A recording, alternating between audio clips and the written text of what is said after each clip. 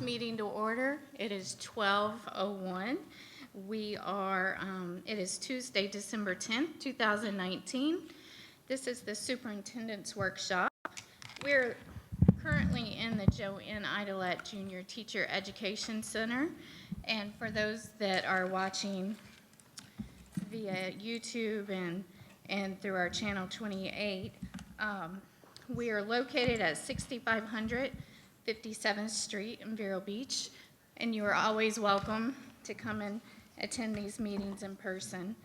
At this time, I'm going to turn this over to Dr. Moxley so that she can walk through what we're going to be discussing today.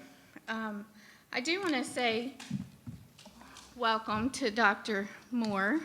Thank you for being here. Absolutely. And for the audience that's currently watching, Dr. Moore was hired by the board on November 26th, and he is currently onboarding. And Dr. Moxley is currently serving as our interim superintendent until midnight on November 19th. December 19th.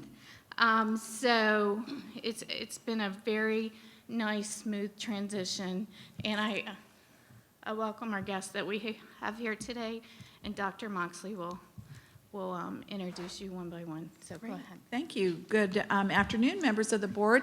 And Dr. Schiff is here remotely by telephone. So Dr. Schiff, we're glad you're here.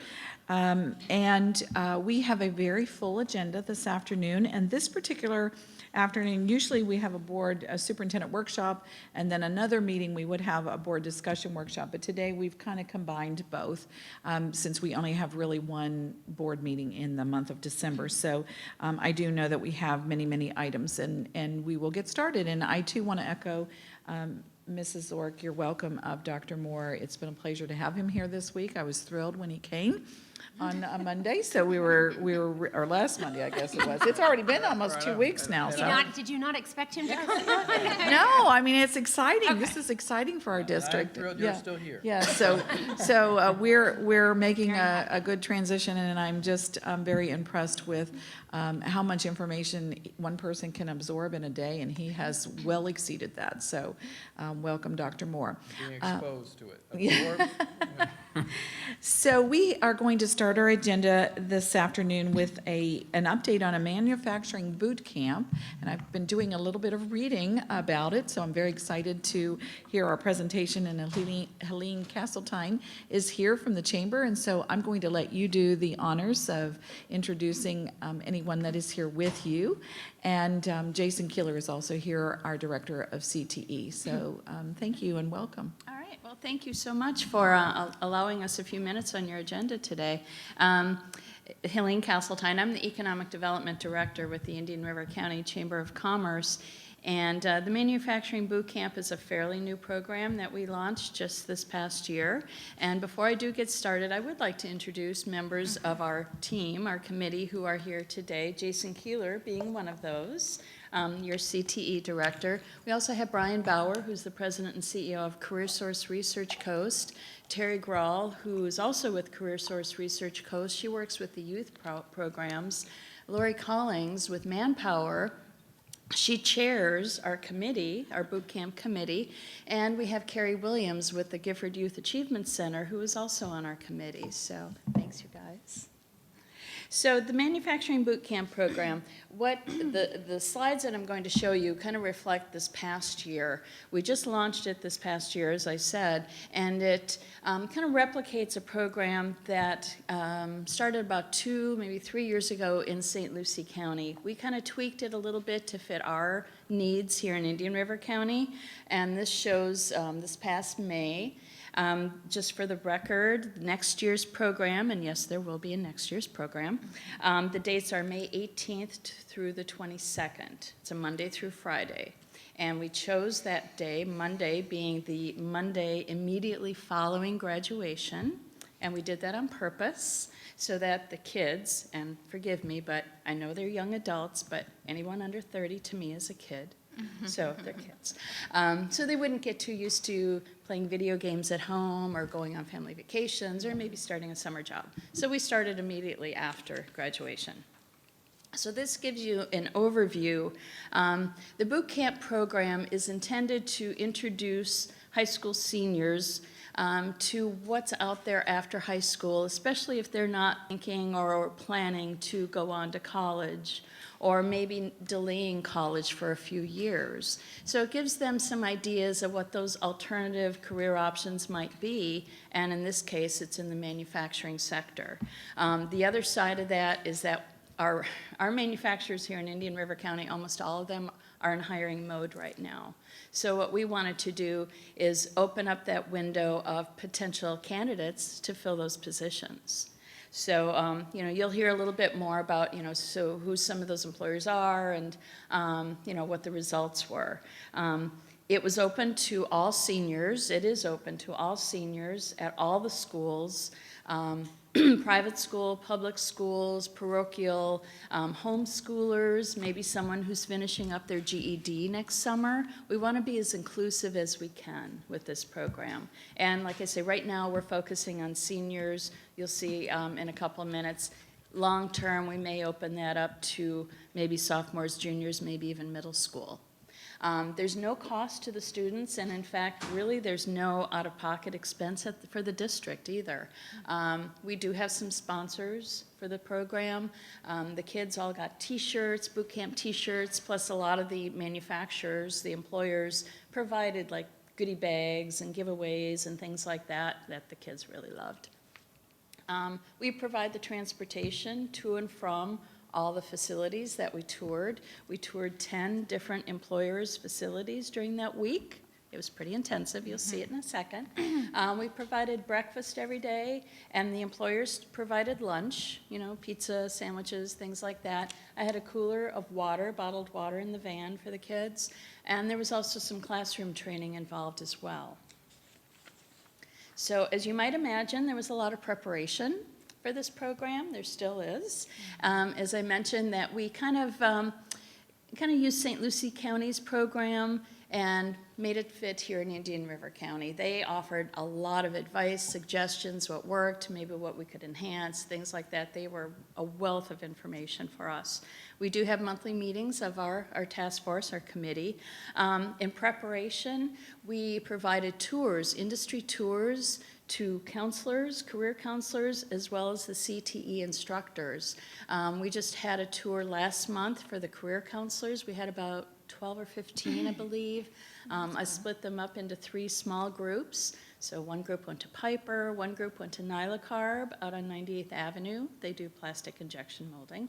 And then a third group I took out to Fellsmere to Parabel's operations, which was as cool as it gets. And we're going to do that again in January 29th, I believe. We are offering these tours to our CTE instructors. And I believe about 25 or so instructors have shown interest. So again, I'll be splitting them up to go to different places.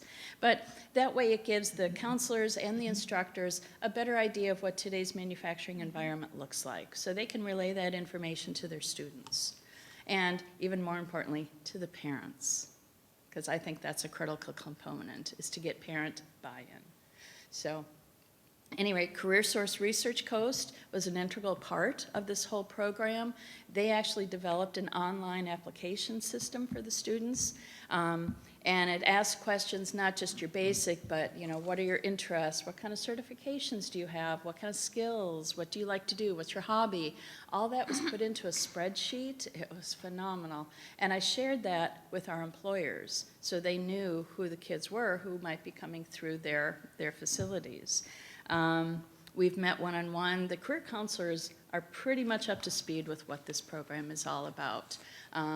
So they have a sampling. They have the brochures that I distributed to you all that they can share with their students. Like I said, I think parental involvement and parental buy-in, guardian buy-in is really going to be crucial to this program. Excuse me. The boot camp week. It was pretty intense. The Treasure Coast Technical College was our home base every day. Kids had to show up at 8 o'clock in the morning every day, on time, gave them breakfast. There was a computer module that they sat through. It was self-paced, and in retrospect, we've kind of figured that maybe that wasn't the best option, but it was a free option. But it kind of taught about the soft skills, you know, communication, teamwork, showing up to work on time, you know, that sort of thing. So we're looking at other options for this next go-round that might be instructor-led. And there's a couple of options that we're talking to other groups about. But we did 2 or 3 facility tours per day. So like I said, there were 10 employers that we visited that entire week, one including the CBS distribution center. Not manufacturing, but it was still, I will tell you that the kids were just kind of lukewarm about it, but by the time we finished, they were totally jazzed about it. They really liked it. So, and then in the afternoons, when we came back to the tech college, we had other kind of sessions. We had one on budgeting, you know, about, buying a car, renting an apartment, who is FICA and why are they taking all my money, you know, that sort of thing. We had resume writing. Lori and with Manpower, they've got an excellent program, kind of a template that shows, you know, how to translate those skills, like maybe you've done babysitting or you've mowed lawns for your neighbors, you fix your car, chores around the house, how those skills translate into the workplace, and they do. So Manpower's got a great program for that. We took advantage of the virtual welding over the tech college. That was so cool. I really liked that. I really missed my calling, I think. Me too. Totally. And then we had an introduction to the Certified Production Technician program. And once you're certified under that program, you can take that and get a job in manufacturing anywhere in the country. So Friday afternoon, we had speed interviewing where we invited the participating employers to come back to the tech college, and the kids, the participants, were able to sit down with them for about 5 minutes one-on-one to learn more about that company and what's available, the positions available, that sort of thing. And then we had a presentation by Mrs. Zork and a completion certification. So that was kind of a fun, it was a feel-good type of thing. So, so that was fun. And this is just an example of some of the employers we visited. The top left was Dragonfly Boatworks on aviation. They make stand-up paddleboards, kayaks, shallow fishing vessels. They do a lot of fiberglass work there. And I will tell you, Mark Caslow, the owner, loves to hire kids out of high school. So that was a fun place to visit. The top right is M.A. Ford out on 98th Avenue. They make precision drill bits. The ones that they're looking at right now are about as thin as a human hair that are used like in circuit boards. It's really a neat company. The bottom right is Piper. That was all Friday morning. And in addition to the shop tour, we also did a lot of hands-on. And that's what the kids really were looking for, was hands-on. They kept saying every day, when are we going to do hands-on? So we saved that for Friday. And we were over there, like I say, all morning. They did some drilling, they did some riveting. They really, really liked that. And then the bottom left is that CPT training. In the middle, it was Triton Submarines in Sebastian. You know, they make the personal submersibles. Right. So that was a really neat tour as well. So, and there's the celebration. So that was fun. So. Some lessons learned. Every day when we got back to the tech college, I asked the kids, you know, what do you think? Give me some feedback. What do we do right? What can we improve upon? You know, that sort of thing. The one thing that they kept telling us is promote it early. Yeah. You know, we were thinking, well, in the fall, they're all focused on getting their classes set so they can graduate and they're all preoccupied. Well, no, we were wrong. They said, no, start in the fall, start early, so they can talk it up with each other and their parents and whoever else. So that's why we're starting this. We needed to get emergency contacts for the students. We didn't do that. So that's important to know. Repercussions of not showing up for an interview or a job, because that happened, unfortunately. And that's why we think this other you know, a couple of the other programs, the soft skills programs that are instructor-led, I think might have more of an impact to take care of that. Let's see, the kids also asked more of a description on who they're going to be visiting. I had an itinerary for each of them with maybe like just a one-sentence description, but they asked if, you know, for a little bit more info, so that was easy. And some of the facilities that we visit are not necessarily climate controlled, and we're talking late May, and it's a little warm, so we need to make sure when I schedule those, we do those in the morning, not in the afternoon, so it's not quite so hot. And for the future, what we're looking to do is possibly expand it to other industries. Right now, we're focusing on manufacturers, and it was primarily manufacturers. Like I said, almost all of them are in hiring mode right now. So this was a way to potentially get them some employees and qualified employees. And when I say qualified, I mean somebody who'll show up every day, somebody who's a team player, somebody who can follow directions and can pass a drug test. Everything else, they'll teach them on the job, you know, how to run that production line or whatever it is. So we are looking to expand to other industries. The contractor trades is in the same kind of predicament that they are just screaming for people for help. So that might be a next one that we look into. And then also open this up to maybe even down to the middle school. When we've done these counselor tours, we've had counselors from the middle schools on the tours, which I think is great. Mrs. Castletine, Yeah. can you please? Mara? Mara? Yeah. We can hear a little bit of noise. If you can maybe mute your phone until you're ready to speak. Yep, I can do that. Okay, thank you. Sorry about that. Thank you. Sorry. No, it's okay. So anyway, but yeah, we are looking to open it up to maybe juniors or even down to the middle school, you know. So, you know, as kids are looking post-high school, you know, what's out there? You know, maybe if they're not thinking about college. I didn't go to college till I was 25, you know, and there's nothing wrong with that. I turned out okay. Anyway, so yeah, we are looking to possibly expand this program. I'm not sure what it would look like, especially with the other industries, but you know, that's down the road a little bit. So for this next year, which will be the end of May, again, we are still focusing on the manufacturing industry, but we'll see after that.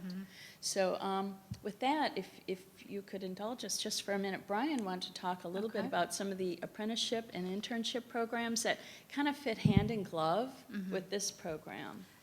Ms. Castle? Yes, I'm sorry. I know you're probably going to get to it, but I was excited whenever I was at the day of the graduation I would like you to talk about the offerings the students actually got. Oh, right, So right. make sure you mention Okay. that. Well, to be honest, I was a little disappointed, Oh, okay. honestly. We had 11 applicants. 8 students participated. Of the 3 that did not, one was actually from Palm Beach, and he was 22. So I'm not sure how that happened. But another student decided to go into the military, and then a third couldn't get out of his work obligations for that week. So he did join us for one of the tours in the afternoon. So we had a total of 8 applicants, or 8 participants. One was offered a job at Piper. He's in the Piper apprenticeship program right now, and he was a student at Charter High School. We had 2 others who were hired by Illumitower, and one, after a couple of weeks, decided it wasn't for him, so he didn't show up anymore, which is unfortunate. But that's success. 3 out of, Yeah, it's a good but, percentage. and the other, it was a great fit. He loved it, they loved him, but he had some family deals, issues, and he had to leave, so that was unfortunate too. But I'm hoping, you know, we can at least double, if not triple, the number of participants this next year. Starting tomorrow, I'm actually going into the classroom to talk to some of the students. A little nervous, but but I'll be going to Sebastian, Vero Beach, and Charter High School the next 3 days to talk to the students about this, you know, the opportunities. Thank you. So, thank you for bringing that up. Well, I want to say, am I on? There you go. Okay, there I am. I'll lean over. I want to say thank you for letting us have the opportunities to sit and speak with you all today about both Helene's program, as well as what we're trying to do here at a regional level through our Workforce Readiness Task Force, of which Helene is a member. What we're trying to do is, it's a regional collaboration. Yes, we're here talking about Indian River County today, but from perspective of CareerSource and our local board, it's 3 counties. We know that individuals will travel from one county to the other to work, as well as live. So we're here trying to break down those individual walls or barriers to talk about what's best for the region as a whole to make us successful. And what we're finding out, one of those areas is apprenticeship. We know that not everybody is built for college, is made for college at this point. We know that. That's fine. So how do we get to those individuals, and how do we address those young adults as we move forward? One of our programs, the WIOA Youth Program, Workforce Innovation and Opportunity Act, is a youth component, but that's very limited in funding and what we can do. We can mostly serve out-of-school youth. So how do we address the in-school youth? How do we get to more of those in-school youth? And projects such as these are how we do so. Collaboration and partnership amongst our economic development partners and our educational partners, and of course our businesses. So to talk about some of the apprenticeships that we put together, the industrial manufacturing technician apprenticeship is a registered apprenticeship. It was the first one in the state of Florida that was developed by a CareerSource board in collaboration with TCMA and other partners, economic development and education. It has a classroom-related training component, which is the certified production technician, as well as 18 months of work-based learning. Our first 18 individuals who went through 18 months ago are going to be graduating in this month. So it takes some time to see the results, but the results are there. We're getting ready to start that second cohort for the next round. The other avenue is with an apprenticeship, as you may or may not know, you have to be working. You're already working with an employer, or you're going to soon be hired to be working as an apprentice. That's all fine and well for those that are already working, but what about those that we're talking about today, those young adults that are getting ready to graduate, not quite sure what they want to do, or they think that this is what they want to do? So we have to educate and inform them, and there's many avenues that we've done that with. One is their State of the Jobs Conference, which we just completed our 2nd year, and thank you for allowing those students to come to that one-day seminar, which we had almost 585 young adults from all 3 counties attend that event to learn about, to educate them on the different sectors that we have. The other is a pre-apprenticeship. So how do we tie into the next evolution, or our CTE, career and technical education courses that are already offered in our institutions? How do we tie those into pre-apprenticeship programs so you start to build that pipeline or that track for our manufacturers, or for our skilled trades and logistics, or for healthcare, and so on and so forth. Hospitality is another one that we're looking at. So we have several opportunities and several apprenticeships that we're working on. I mentioned the IMT. I mentioned we also have one that we're working with Piper in their program. We have one with A1 Roof Truss in Fort Pierce. So we're CVS, a pharmacy technician apprenticeship, is about ready to launch. So we have a lot of different opportunities in different sectors. So our charge is, how do we get to the students to talk to these seniors about these opportunities that will be available to them? That's where we're at right now, and I think the boot camps are an excellent way to start that conversation with them, along with our State of the Jobs Conference, where this year, for example, we focused on those that might be interested in the boot camps. We identified those at the State of the Jobs Conference. So now we have a data bank to go back and talk to these individuals about what's coming up in May of 2020 for both Indian River and St. Lucie County. One thing we would like to add, or are having conversations about, is our Summer of Success program. We've been fortunate in St. Lucie County to receive braided funding through our county, so that we can launch a Summer of Success program where we're able to put individuals, young adults, through work experience or internship paid.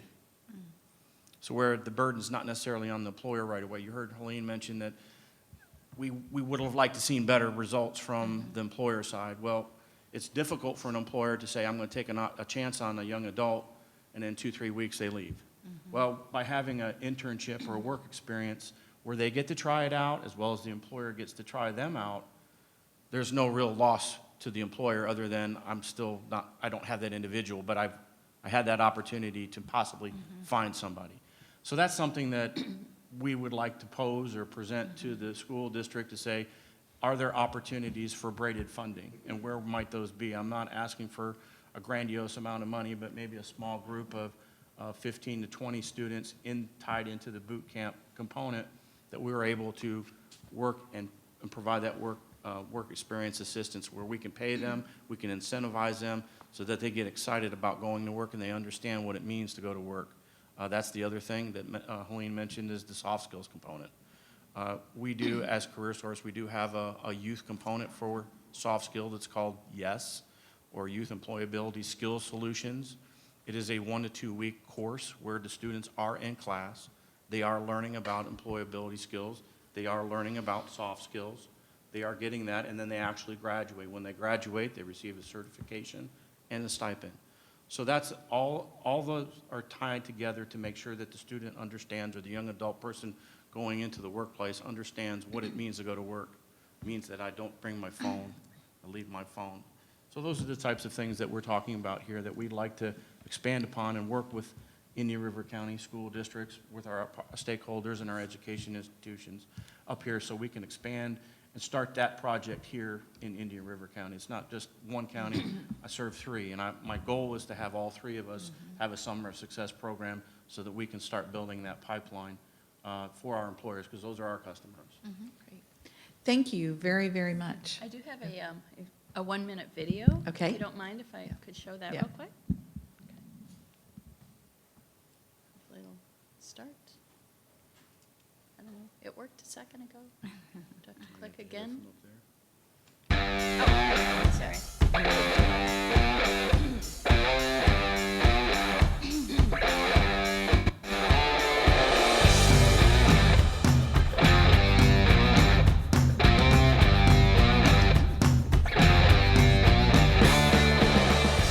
I'm a huge proponent of getting other youth to participate in the manufacturing boot camp program. I'm actually a product of a technical school. So programs like this have a really sweet spot in my heart.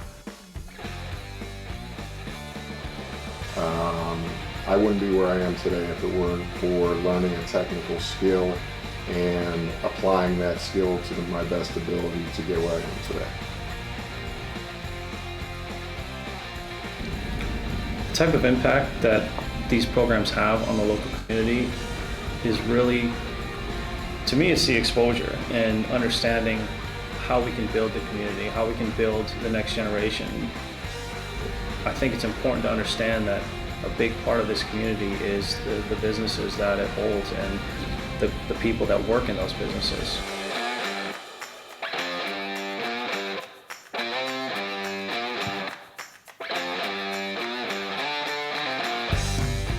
This could be a stepping stone for some. This could be an education for others. This could be a career for some.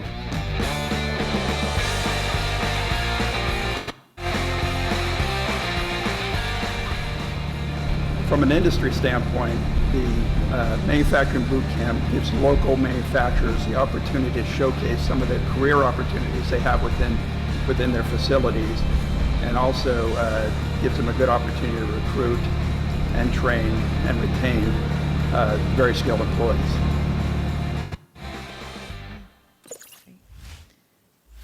Thank you so very much. We appreciate you coming today and sharing about this exciting program and the other opportunities with regards to apprenticeship, internships. It's great for our students to have opportunities, and it's an exciting topic among the others that you're pursuing. So thank you very much. Mr. Keeler has been our district director of CTE, and we look forward to your continued partnership through his connection. So thank you very much. I'll turn it back over to board members. If I could mention too, not only the Tech College, but also the career specialists at Sebastian High School, Vero Beach High School, and the Charter High School are part of our committee. That's wonderful. So we couldn't do what we do without these guys. Absolutely. Thank you for recognizing them.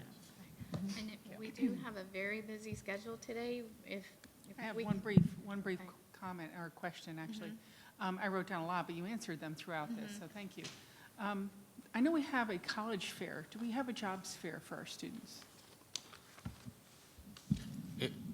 What we started was the State of the Jobs Conference. It's a regional event. It's not anything specifically for Indian River right now, but and we geared it towards those sectors that we talked about, our sectors of focus, healthcare, manufacturing, skilled trades. We actually expanded it this year to financial services. I think she was asking. I think that question does was the more geared school toward me and what we district- do locally. That's, I no, no, apologize. that's actually a part of what we do. So one piece of the puzzle is actually the students that do attend the State of the Jobs Conference, and we have roughly 50 from each high school that attend. In addition to that, we do have career and CTE nights and also visitations. Both on-campus students do walkthroughs, so it's actually an immersive experience for students who come to our high schools. And conversely, our teachers actually go to the middle schools to present individually to them. So we're making sure that we include as many people into the fold as possible. One of the things that we've not done well in my estimation that we're improving upon is actually to do more community level outreach and actually go beyond addressing only the students within the confines of a school. So look for more on that. For me, that is something that we're aware of and we're working toward. Okay, thank you. Sure, yes, thank you very much. Helene, thank you for being here today. Helene and I were able to tour a number of different programs that we had here in Indian River County when Dr. Arnett was working on career and technical education, so it's nice to see you again. Women make wonderful welders. Thank you. Wonderful manual dexterity, attention to detail, so.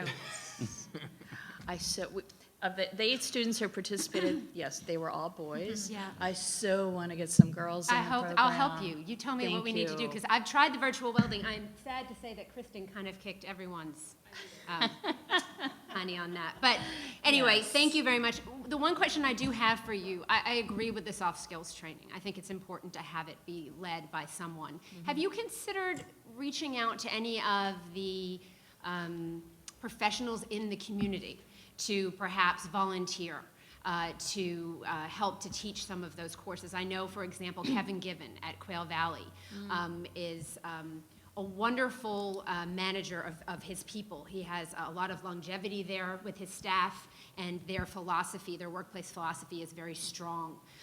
So someone like that who has demonstrated an ability to manage staff well, and might be someone that he may donate his time. Okay. So just Sure. an idea to look Sure, at. in the sure. future. Yeah, we're exploring all options, really.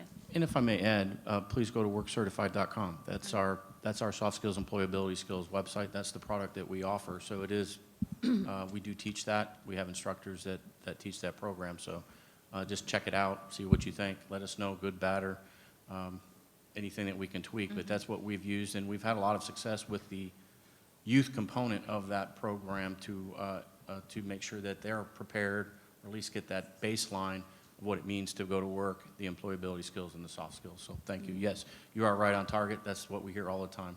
Employers say, soft skills. I can teach them anything they need to know in the workplace, but I can't teach them employability. Well, and that's the truth even with early learning. A Right. lot of teachers will tell you, I can teach the ABCs, but to be able to have a student that comes in ready to learn in the classroom is beneficial. So I think it's, those lessons continue on through high school and beyond. Yes. One thing that we did add through our Summer of Success program is that we do reach out to like Wells Fargo or a Bank of America to teach our financial literacy portion of the program. So we do reach out to community people who obviously are in some cases, since they deal with it every day, they're better serving of, and they don't want to listen to the same person all the time either, Right. So it's definitely a win-win. So we've addressed that too. Mrs. Rosario, do you have a question? You just answered it, actually. My question in my head, I was thinking, do we have a summer program? You mentioned the Summer Summer of Success. Summer of Success. Does that function like a camp, like a summer camp? Well, it's a two-week work readiness program with a 6-week internship. So the teens that we serve through Summer of Success are occupied for the whole summer. And that's what we want to bring to Indian River County, as well as partner with the manufacturing portion so that we can identify those kids that are now going out onto their own or not going to college, can be served through the manufacturing program. And we can offer an internship with paying them $9 an hour. They can work up to 32 hours a week. And in some cases, in St. Lucie County, we've served 121 kids last year through the Summer of Success program. So they start out with the $9 an hour working and maybe as an internship through a manufacturing program, But then when they decide, and it's a win-win for both the employer and through the participant, that they are hired now they get an increased salary, a little bit more. Now they go into an apprenticeship, and they see that there's a light at the end of the tunnel, that they're, you know, that they're on their own way, you know, whereas they don't have to go that four-year degree, you know, to get going right away. Yeah, I think this is wonderful. I'm so glad that you came and presented to us because although I've heard of it, to actually, for you to get into more detail about what the program is and that it's free for students and all of the industries that are involved in making this an opportunity for our kids to really delve into. It's really powerful, and I think we do, Mr. Keeler, need to do a little bit more in terms of our outreach and offering some opportunities, what Mrs. Barenborg mentioned with the career fair, not the career fair, the Jobs fair. Jobs fair. I think that would be something to really, really think about. Thank you very much, and if we can have more flyers, I don't know where your flyers are, if you can leave them, maybe. Great, thank you. Yeah. Thank you very much. I'm constantly giving out information, so I think that would definitely be. Yeah, and I'll be Nice distributing resource. these in the classrooms this rest of the Right. week, too. Thank you so much. So I'm going to direct this comment to Dr. Moore. This is exactly the type of partnerships that our community needs, our students need, because we can educate them, but if they don't know where to go, you know, to find these jobs, it's dying at the point of graduation. So this is a perfect partnership. This is something that I get excited about and I want to see grow. Something I'm going to suggest, and you can look into it, please. I'm going to make a suggestion, is I'm hearing that they're having a tough time reaching our seniors. I don't see why we couldn't have a presentation in our PAC centers at Sebastian High School, Vero Beach High School, bring in all the seniors and allow them to have this presentation of the opportunities. I mean, that's a captive audience right there, and it's not really rocket science here on how we can reach them. So that's just my suggestion, is maybe see how we can partner with them to reach the seniors. But anyways, did you have any final comments on this? No, I thank you for your presentation. The reality is our job isn't finished when a student walks across the stage. It is ensuring that we're providing access to programming, whether it be college, whether it be career vocational educational programs. And we won't be successful as a district until those students find that success in their career. And they're empowered with the skills and the ability to ultimately redefine that potential as they grow as adults. And the reality is, we need to ensure that we're providing access. You never know when you connect to someone or you see something or you're at the boot camp where your whole life changes. And as a district, if we're not providing that access and that opportunity, we're not providing the full service to our children that we should be providing. So looking forward to expanding access and opportunity to all of our students. Very well said. Yeah, yeah. And I want to say thank you to the school district for, one, you may or may not know, our youth program, Youth Connections program, is on your Treasure Coast Technical College campus. So thank you for allowing us that opportunity to share space, because that collaboration is working wonderfully. Again, it's a small component of the students that we serve, but we're having the opportunities to talk and meet students or adults that are going through your adult education program. So again, you're talking about partnerships and collaborations. That's another one that really is working, and I'd be happy to have testimonials on that. So thank you. Great, thank you very much. If we're going to take a 5-minute break, Mrs. Zork, so we can allow our guests to further their day with whatever activities those might be, and we have some staff members that are part of the next part of the agenda.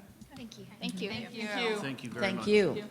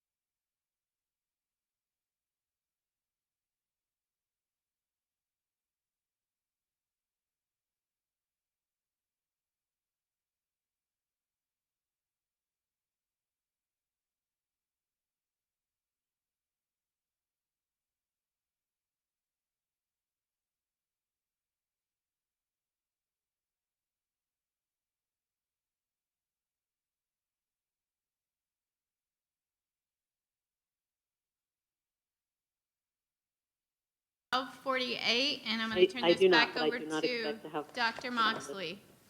comments and input. Okay, members of the board, thank you very much. We're back in session.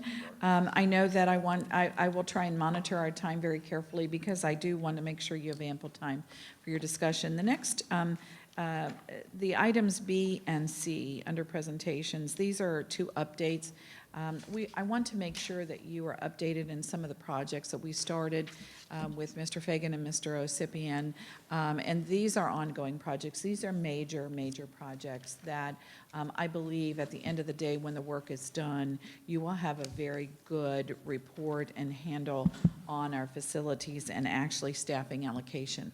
One of the things when I arrived in May and we were in the process, schools had been staffed, hiring was already started, and we were in the middle of the budget cycle, it was really, really important for finance and HR to be really in sync with the number of allocations we have. And I really want to turn that conversation from a reactive one to a proactive one. And part of doing that, and Mr. Fagan and I have had lots of conversations, and we both came to the same conclusion that we definitely need a staffing allocation process so that everybody knows where that is, how that operates. You as a board, you are very clear about what positions are mandatory to have in every single school, then where it's kind of like where we're tight and where we're loose as far as autonomy is concerned. And so that's one of the updates. We wanted to give you an update on where we are with that project. The first one, though, letter B, is about facilities master planning. Again, we are not a high-growth district, but how we use our facilities is critically important, especially when you have a capital outlay plan that you are looking at those resources and how to best use those resources to deploy those resources to get the best return on that investment. So one of the items, and again, Mr. Fagan, when he came, he had a lot of background and expertise in facilities master planning. I had been through that in a district as a superintendent where you really go in and you do a whole analysis of your facilities. What is your capacity? What is your program capacity? So you have your fish capacity, then your program capacity, because a room may be designed to hold 20 students, but if it is an ESE classroom and that program that that room is being used for, the capacity of that program is 10 students, then you need to make those adjustments. And so we want to lay that all out. The binder that you have, we're not going to go through this binder, so I don't want you to say, oh my goodness, let's look at the clock and she's going to go through this page by page. Absolutely not. This binder is a resource for you. And in here, what Mr. Fagan did, and as he and I were working on it, we've given you samples. So in here, the first part of the binder, you will find the samples of what a master planning document looks like. You'll see several districts there. Duval is in there. There's just a variety of them. So as you're perusing this particular document, you will then see under the different tabs their long-range facilities master plan. You'll see other districts. I'm sure now that we have Miami-Dade represented here, you'll get a different, to add in here, Manatee County's in here, different things like that. Then the second half of the binder is all on staffing plans. So if you go in, you'll see Duval's staffing plan. You'll see Brevard's staffing plan. You'll see Lake County's staffing plan. You'll see a district staffing plan. And once you get that established, it is very, very easy for a district in the early months, way before legislative session has started, to already start your budgeting process to say, here's our baseline of allocations. What are above the line, what are below the line, and I'm sure Mr. Fagan can elaborate on that. So this is just a resource for you. So we're not going to go through this today, but that is for you to kind of get a feel for what we're aiming for, what the end result would look like. It will be customized, of course, for Indian River County. So we want to take just a few minutes to give you an update, starting with the facilities master planning. Mr. Fagan did give you a folder. He has a brief update. The first 2 pages have to do with master plan. So, Mr. Fagan, I'm going to let you take it from here. Yes, ma'am. Thank you. Thank you. Good afternoon. With a master plan, you can go as deep and as wide as your funding allows. Normal cost of a funding of a master plan could somewhere between 30,000 to 200,000. You can go from 15 pages to 1,500 pages.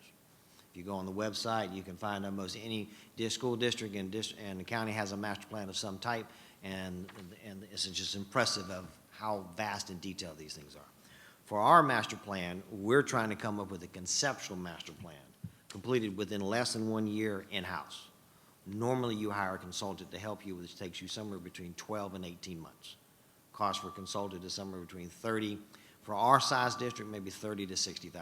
You could probably get a very good master plan. One of the benefits of a master plan is you take all your students, you put them into a GIS map. The GIS map could potentially help the district with where they want to go with the transportation plan, because now I have all my students geocoded. I know where they are, I know where they go to school, I know if they go outside their neighborhood school to a charter school, or if they go to another magnet school, I can geocode where those students are. That helps you understand what your population is doing. For us, we've started on the master plan process, and as my little summary has, it's a living document, it never dies. You'll start one, you'll modify it. In Duval, we started with a very basic one, then the second one came in a little bit more detail. One of the things that was kind of glossed over in the first one was ESC. Duval had 3 major ESC centers. They were glossed over. The second one went in deep. What do we need for those students? Where are those students? Do we need to rebuild those facilities? The third one was when they tried to go out for a half-cent sales tax. And that became even more detailed and more specific by school. So by a living document, you have your first draft, then you have a third and a fourth and your fifth. And then basically that becomes your 10, 15, 20-year master plan that you'll continue to use. It will be modified and updated as demographics in the district change. There are about 5 or 6 primary stages to a master plan. One, you're going to have your startup. You got to collect all your data. Where are my students? What's my enrollment? Where are my schools? What are my boundaries? What do my boundaries look like? Are there any schools that are close together where you could possibly consolidate one school into one campus and rebuild it and make it bigger and larger? Therefore, you don't have a whole lot of children moving around within the district. Determining your educational framework. What do you want your schools to look like? What's your grade levels? What's your ESC structure? What's your ESC inclusion, non-inclusion, push-out services? What are your athletics? You determine your educational framework from as high as you want to go to as low as you want to go. Community involvement. Community involvement is your most costly, but also your most important. Before you do anything, you'll go out to community, hold town meetings, and get their input. In Duval, the community actually helped design the 1 K-8 school that we built. We had 3 schools, we consolidated into 1. We had township meetings where the community actually said, I want a 3-story building, I want a 2-story building, I want the cafeteria over here, I want the football wall. They designed. Some of the things they asked for we couldn't do. Site didn't allow it, nor did the budget. But the community involvement was very, very good and also very expensive. Where we are in the process. Major components, the guiding principles. Guiding principles is what we give to the board to say this is how we want to structure the master plan. We want your input as well. What is your overarching view of how you want it to work? We're about 20% into that. School site narratives, haven't started yet. That's where we take each school and give a little narrative in the master plan as to what is at that school, how long was it there, how big is the site, and et cetera. Planning zones, that's in discussion. Some districts like Duval, you're massive as Miami-Dade, you'll divide the county up into planning zones. We're kind of narrow and deep, that might be a little bit more difficult to do. Facility condition index, looking at every school, determining how they are, what's their roofing like, what's their windows like, what's their structure like, what's their bathrooms like. The way I like to look at it, that's your functional classrooms. You can have a classroom that's 750 square feet. That's too small in today's standards. So you want a functional review of your school as well, not just an educational review. You'll look at technology, safety, major systems. We're about 20% done with that. Enrollment trends. We're looking at enrollment trends for the last 10 years, expand them out for the next 5 to 10 years. Ours is relatively stable. Might do some slight shifting, but not a lot. But you still want to have that documentation. One of the key things that comes up in the enrollment is where are my charter children, where are my homeschool children, where are my virtual children, where are they? You want to be able to identify them. That becomes a marketing strategy. Where are they? Can I bring them back to our traditional schools? We're about 80% done with that. Building capacity analysis. That's what Dr. Moxley touched on. You have a fish capacity, you might have a school capacity, and then you might have a program capacity. You have some schools who use the auditorium as a classroom. Maybe they don't have it for any particular reason, and they use it. Well, that's not in your fish numbers. They may, Mrs. Swart, may I interrupt for a moment? There may be some people watching who are not familiar with fish, so maybe we could just take a moment to talk about that. Or FISH to is have some Florida explanation. House of School of Inventory. It basically is an inventory of your school, of every room, what it's designed for, what it was, when it was built, how many student stations it is to have, how big is your cafeteria. It's basically an architect blueprint of your school. And before you might be able to expand a school, you'd have to have a detailed analysis of exactly. Correct. Right. You must have an approved plant study, plant survey. We're about 20% done with that. Educational program framework, about 20% into that. We want to be able to define our general educational requirements, your magnet schools. Historical rebranding, we've talked about in a couple of sessions we have. What about rebranding some schools? What about just popularizing, what about making more popular the schools we have today? In order to get the word out about our schools, what do they offer, what do they have? New programs, talked about in order to attract the children and maintain the children and gain the students. STEM programs, drone programs, gaming programs, CTE, and et cetera. What can we do at the schools to enhance their awareness and attraction of students? ESE, very important. What do we have? What do we need? Where do we need to go with them? Other programs, IB, AP, CTE, where are they? Are they in the right spot? Are they in the right location? Et cetera. We're about 20% into that. Impact fees. District has impact fees. If we don't spend the money goes away. We're about 20% into that. Geographic, this is what I call the GIS. This is in discussion. This is going to be able to identify your children, where they are, what school do they go to, and et cetera. That's currently in discussion, understanding the system we currently have. Financial analysis, we have not started. Scenarios, we've not started. And community meetings, we obviously have not started, nor the final approval. So overall, we're somewhere between 20 and 40% probably overall with the overall master plan. Just basically in high-level discussions, but we're also not going to go super deep, not at the timeline we have right now. Thank you, Mr. Fagan. And board members, this, I think you can see this can go as deep as the board wants to drive this study. We need to have the basic levels done, because I think that from the discussions that I've heard from over the 6 to 7 months that I've been here, we really want to make sure that our schools are offering the programs that we want them to offer, that we use our facilities as beneficial and efficiently as we possibly can. And on top of that, when we know that there are many choices out there for our students, we want to be everybody's first choice, right? We want to have that high-quality, attractive school in our community. And so this is one step in that direction of providing that baseline and that background to do that rebranding process. Mrs. Berenberg, you've brought up about the transportation, and when you talk about the GIS that Mr. Fagan brought up, that is a critical component, and I will tell you from past experience, when we were able to use the GIS services in that configuration, it helped us when we were looking not only at boundaries, but routing of students and making more efficiency in our bus routes, and gets more to that point of how we can increase efficiencies in that arena. So that is the facilities master planning process. And again, as a board, I think over the next several months, year, 18 months, I think that you can go as deep as you'd like to, or as basic as you'd like to. Sure. Question. I remember sitting with my supervisor and going over our fish analysis, which I have a question. Are our principals doing that? Do they know that? Mr. Teskey? It was eye-opening for me, so. Good afternoon. Green lights on. Nothing? Here we go. There we go. Yeah. Good afternoon, board members. So 2 years ago, the principals were asked to work with the building department, and we were looking at available student stations within the schools and classrooms. Right. Because if you understand fish, you know it runs off of student stations and not square foot. So Exactly. square footage is kind of a misconception that people have. So working with attendance and curriculum, we were putting a peak of 80% on allowance of students to enroll in our school, but leaving a 20% cushion for growth within your zone.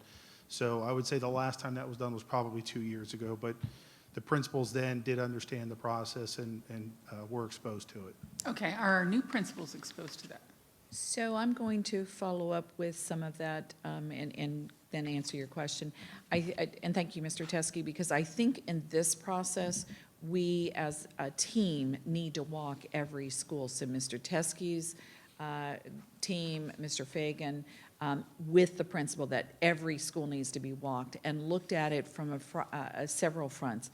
Not only just fish capacity, but the programmatic capacity, and then how are we actually using space? Because, you know, as a principal, I know if I had space, I was using it. But is that the best use of that space? And so there might be, when all minds come together, there's some really good thinking that goes on. And so new principals, I'm not sure that that has occurred yet so far. And knowing But that it Dr. Moore has needs done to. this in his district, I'm sure I saw you write a note about it, so thank you. This is part of the process that needs to take place. Great. Thank you very much. So just a couple questions. Mr. Teskey, it was I'm sorry. I'm bad about the microphone. It was my understanding that we were at 90% capacity for choice within our schools with 10% variance for zone growth. Not working in attendance or student services, I don't know what the You are exact correct percentage was. from Camille's department. Thank you Yes. very much. Okay, I just wanted to make that correction. So my question really would be, moving forward through this process of master planning, Mr. Fagan shared with us that districts go about it in many different ways. One of the concerns I have, I think, in the past in this district and then moving forward, is the fact that we occasionally do try to do many things in-house that shouldn't be done in-house. And there are times to be frugal, and then there are times to invest money, and I see something like this in the best interest of students. So I guess this conversation is a bit premature. This is Dr. Moore's first meeting with us, and I'm not going to put him on the spot right now about it, but I would like us to be open and I guess, you know, if my fellow board members have any comments about it, open to different possibilities in creating a master plan. And you raise a great point, Mrs. Justice, and I think that's something that you need to discuss and think about carefully, because when you have something of this magnitude, and Mr. Fagan has a lot of expertise, but he also has so many other things on his plate.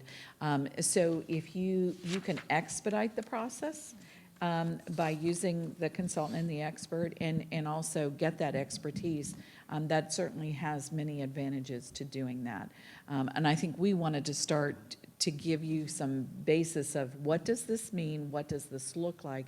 Because I do believe that as you move forward as a district, one of the conversations that I know that I started, 2 months ago, I think, as I was looking at one of our schools that is way at capacity, and yet there's still, I would take a pulse on where are we with waiting lists of different schools, and yet I see a new subdivision that's being built.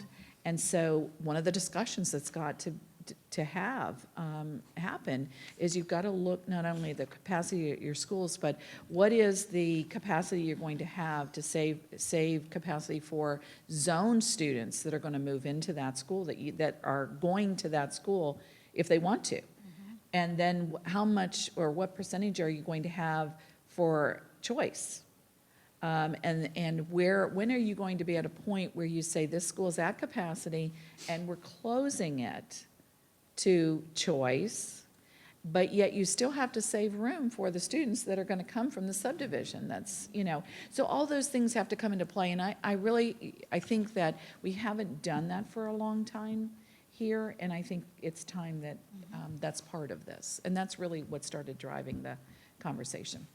No, I think just having your expertise and coming in and saying this needs to be done, I find a lot of value into that. And I will put you on the spot. Go for it. Yeah. If you have anything you'd like to add. Well, I will. Thank you, Mrs. Great, Justice. thank I you. would like to finish what I was saying. Is I appreciate Dr. Moxley and Mr. Fagan coming in with a fresh set of eyes, and I know with Mr. Teskey, it's nice to have someone that really understands this, that you all can Historical. work, so you can work together on this. And I just think if we look at some of the initiations, projects that Dr. Moxley has initiated during her time here, this is a very important project that she's brought to our, brought to us. So I do appreciate that. I had briefly touched on this with Dr. Moore. I've got to get this Dr. Moxley, Dr. Moore situated here. Dr. M here. They both start with an M. Because I'm excited about this because I see opportunity here. I think the work really is foundational to the change that we all want for this district. And if this information wasn't available, we wouldn't be able to move as fast or as quick as we need to move.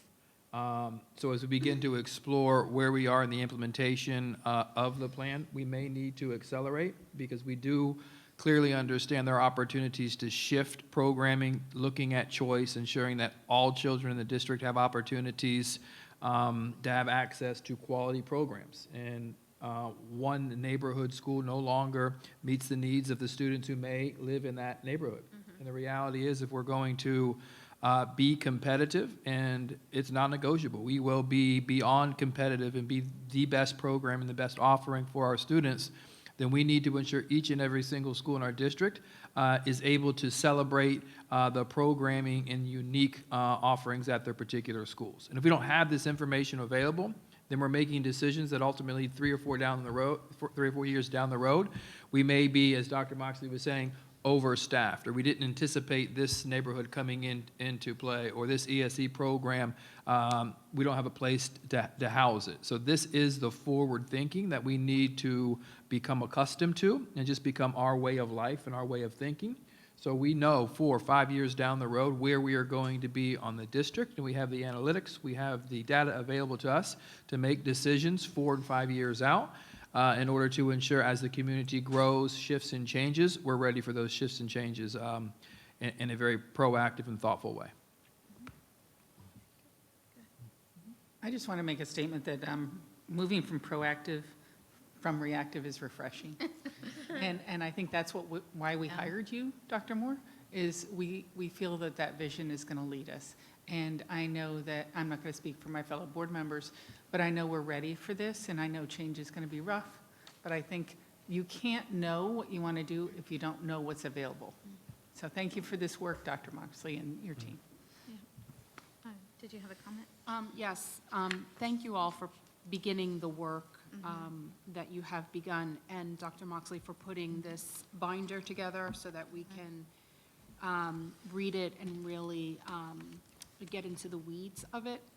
I think that this is a step in the right direction for sure.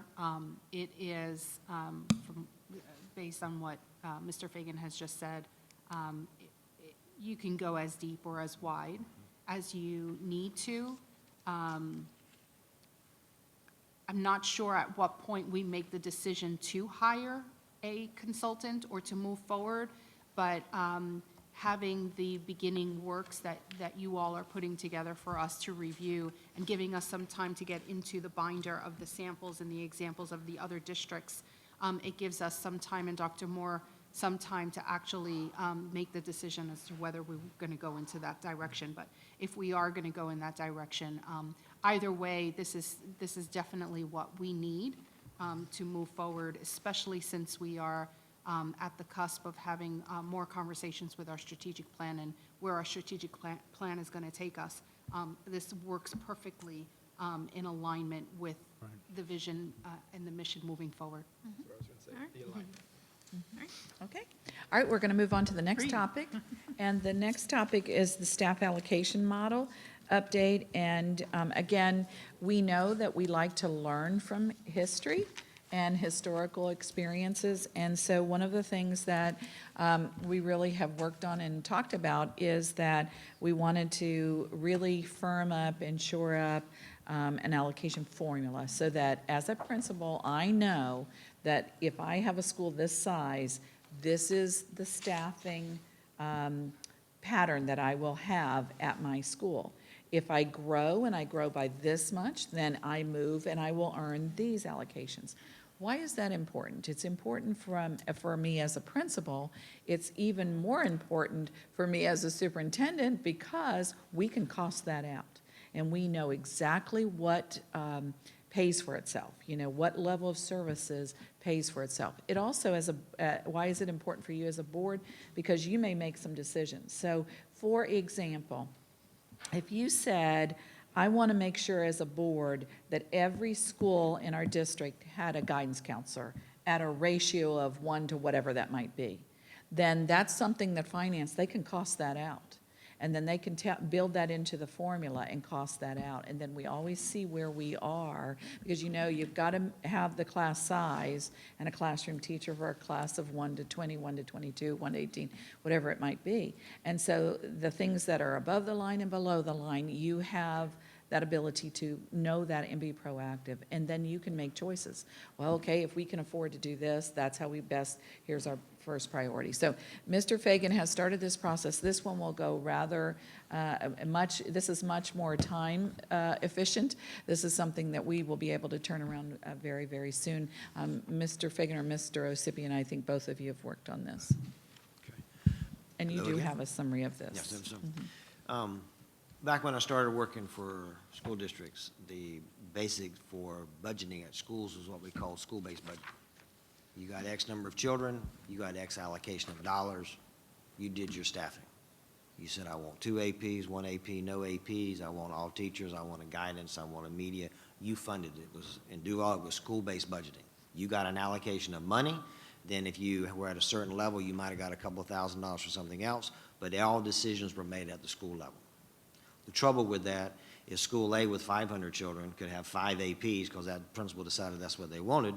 School B with 500 children has no APs because that principal put all his money into education and teachers. So you don't have equity. Art, music, and PE. School A didn't really think that was that important and only funded it every 10 days. School B funded it every other day.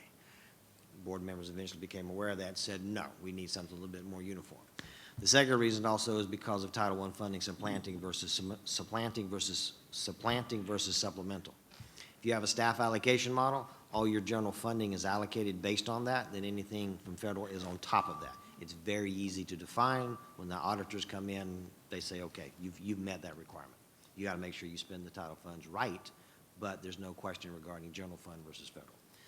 The staff allocation model is an interesting process, and it's also a very challenging process, is understanding what does the staff do versus what is their title.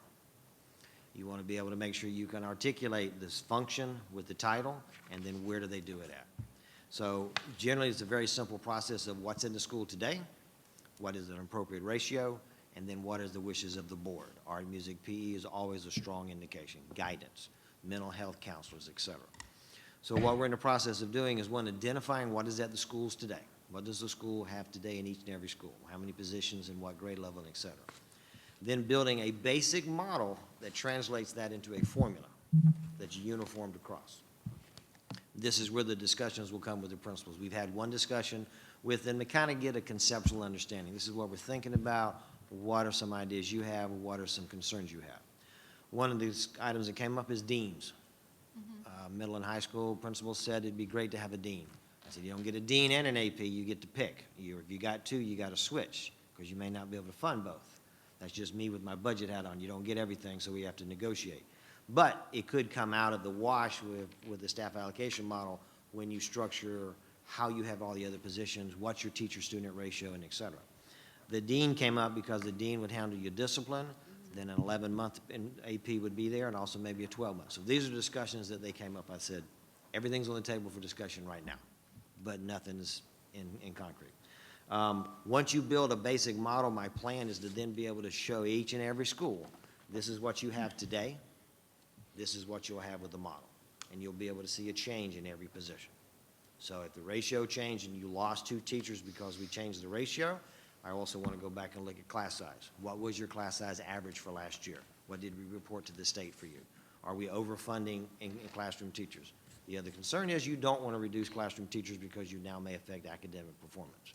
That's the other consideration with the ratios. You want to make sure the teachers are there, this principal has enough teachers in order to do his master schedule to maintain his academic success. So it's an ongoing document, and it's an ongoing discussion. Currently, we're at the very high level. We're simply building a basic model right now. That's about it. So this is something that, again, I think as a board, you'll have some future conversations, because again, you'll have to see what are those positions that are outside of the classroom that are support positions like guidance counselors. And when you get into the specials areas, especially at the elementary level, you know, how do you want to fund those? I know you talked about getting those 31 positions out of the discretionary operating millage. That's a discussion you need to have as part of this process. Mr. Fagan has been through cabinet. We have 3 principal representatives that sit on that. He's had discussions to get input, and so he's really trying to work through the process at this point. Mr. Osipian, did you have anything you wanted to add? Yeah, just anytime that there is changes in staffing, depending on if a model has been used or a new model is in place, there's always those growing pains. And sometimes you may have a vision of, I want to do this, but it might take 2 to 3 years to get there. Because at the end of the day, schools have had a certain level of support over the past 5, 10, 15 years.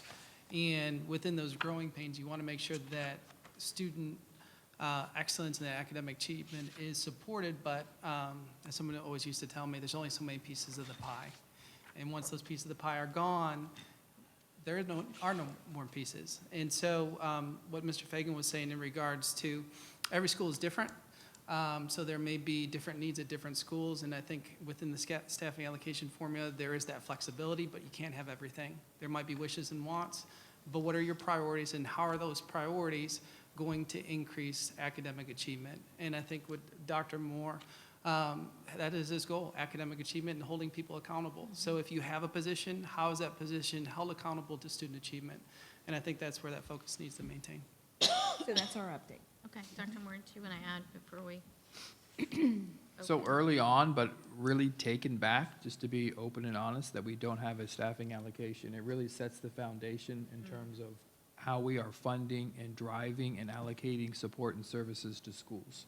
And when you don't have a allocation that is established across the district, whether it's a small district or a large district, you create a sense of he has it, but I want it, she has it, they have 2, I have 1, this is the way that it's always been, which isn't a way in the reality of public education in Florida that we can function.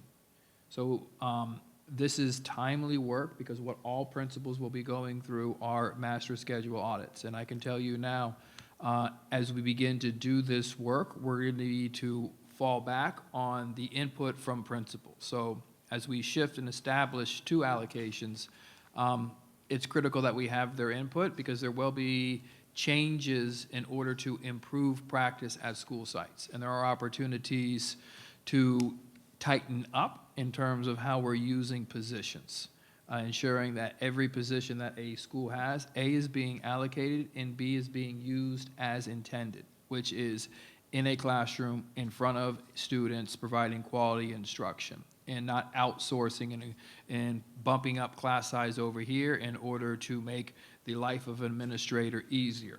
So there is some difficult conversations that need to take place regarding what public education looks like in today's reality, in today's world, in order to get the absolute most out of the dollars that we have and be very, very strategic in the outcomes. And to be open and honest, Miami has a very, very strict staffing allocation. And we go through what we call a master schedule audit every single year. But when you look at performance and you look at outcomes, they're significantly better than here in Indian River. So it is an opportunity to leverage resources, and it's just not a conversation about pulling away resources. So as we go through this work, we'll continue to update you, continue to have conversations regarding the information that may come to you as we maximize the dollars to maximize student outcomes. Great. We'll start here and then we'll go that way. Great, thank you very much. So when I hear what you're saying, I'm listening to what you're saying, and you're getting some feedback from principals, and Dr. Moore, you've mentioned that that's important. The idea of a dean of discipline is kind of an older idea in education, and I know that some things are cyclical and come back into fashion, and perhaps it was effective. I do know there had been a push several years ago to look at some type of dean of discipline and it was something that wasn't seen as progressive as far as education is concerned and in addressing our students' needs then. So I'm curious philosophically, you know, not right now specifically on that issue, but when we're asking for feedback from principals, if they haven't had certain leadership training or if they don't have a background, that type of feedback, to be honest with you, concerns me. Not that I'm saying we're going to do it, but just that, you know, it's great to get the feedback, but So you have an opportunity to help students identify maladaptive behavior. After the behavior has been displayed, it literally is too late. A dean of discipline is reactive versus a positive behavior support coach. A shift, a change in philosophy, which does require changing, and it requires a school-wide program on how you're helping students identify what behaviors lead to negative consequences or poor academic outcomes, and then empower them with the skills and the ability to establish those new behaviors. But I just can't sit back and take it. So there will be an extensive look on how we are providing discipline to our students. I'll be the first to tell you, I don't believe in outdoor suspension. I don't think outdoor suspension, and sending students home to be dealt to by their parents when their parents aren't home is something that modifies the behavior. Is it a current practice? Absolutely, it is. But we need to begin to have the conversations as to what we are going to do to effectively address the needs of those children moving forward. So straining the organization to shift practice without breaking the organization. So what I hear you saying is, do we need to make a change? Absolutely. Are we going to drastically change in order to break the organization? No. But are we going to change and be progressive and continuing to change to get to where we need to be as quickly as possible? Yes. Okay. I want to make sure that we stay on topic because this is an in-depth conversation. It could take an entire day to bounce off ideas and objections. So, Mrs. Rosario, did you have a comment or question? I have some comments with regard to a little bit of everything that I've just heard. So, I think that principal input is very important. I think we have our instructional leaders in our school building who know how to move their building forward, and staffing is just one of those aspects. I hear the concern that came forth some time ago with regard to equity in staffing, but I also know that every school building functions differently, and every school needs, obviously, are different than the others. So one may need one AP and maybe another one needs two. You know, because a school is so different from another, just like we go into a classroom and we want to teach differentiated instructional strategies, running school buildings are just as different. And so strategies to make them successful would be just as different. So I'm kind of on I can see both ends of the spectrum there. With regard to deans and APs, my personal view as an AP when I was... Are we getting I am off on the topic? topic. My view with regard to deans is very important to understand that deans do have the ability to be that positive behavioral support coach and handle discipline at the same time, releasing the assistant principal to get into the classrooms and to really focus on instruction, which would eventually raise student achievement. So when we have APs who are glorified deans, essentially, and only doing dean work, which happens all the time, it's very frustrating because the work of an assistant principal is to assist the principal, not necessarily to be the glorified dean. And so having deans in buildings is really, really something that I don't think is a fashionable thing. I think it's not based on trend. I think it should be based on need. And there are a lot of school buildings nowadays who have deans who focus on both those aspects of the positive and really managing all of the discipline, but supporting, again, the growth of the school and the achievement of the school. So, I think that when we are looking at staffing allocations, getting the buy-in and getting the feedback from those who are at the ground level is critical. So I don't know where we're going to be, but I don't want to discount the needs of each individual school with regard to staffing. Okay. Without repeating what my fellow board members are saying, I agree with the dean part. I was at a school where we had deans that were punitive, and then they changed the next year and were proactive. And it's all depending on who you hire and how you train them. And I think the training is key. That's from, and we have such a variance in opinion here, so I appreciate not getting into that. But I do appreciate something Dr. Moore had said, because it was the key words I'm looking for when we're going through this. Leveraging the dollars and the allocations to best use the limited funds we have. And that's why we're looking at this, is to making sure that every person, every employee we have in our buildings is being used to the best efficiency to make sure that our students get the best education possible. And so I appreciate that you said those key words. And it is twofold. As we go through this transition and we shift and modify allocations, the development and support that we're providing our administrators,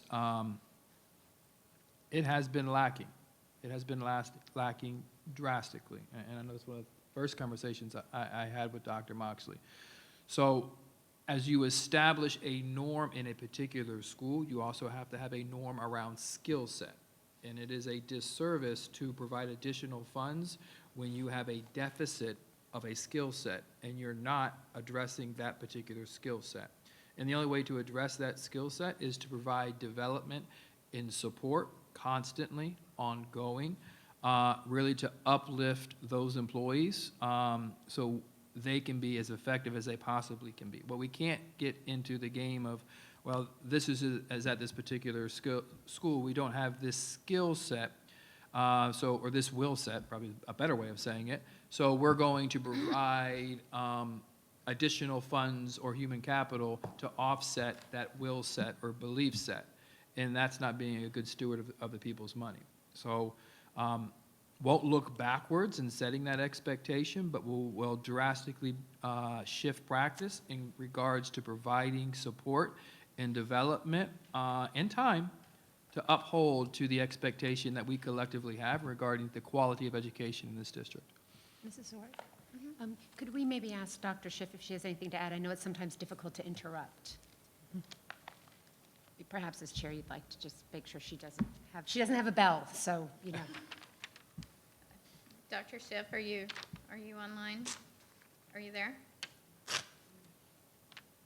Okay. Thanks. Okay. Are you there?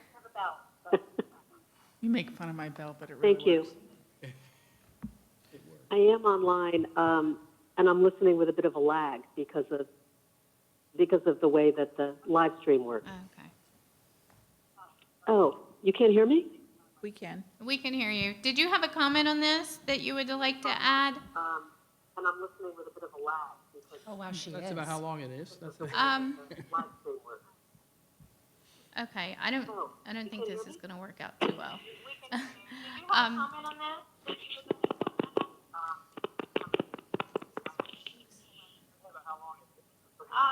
Oh, sorry, this is really tricky to do, to see you and to hear you.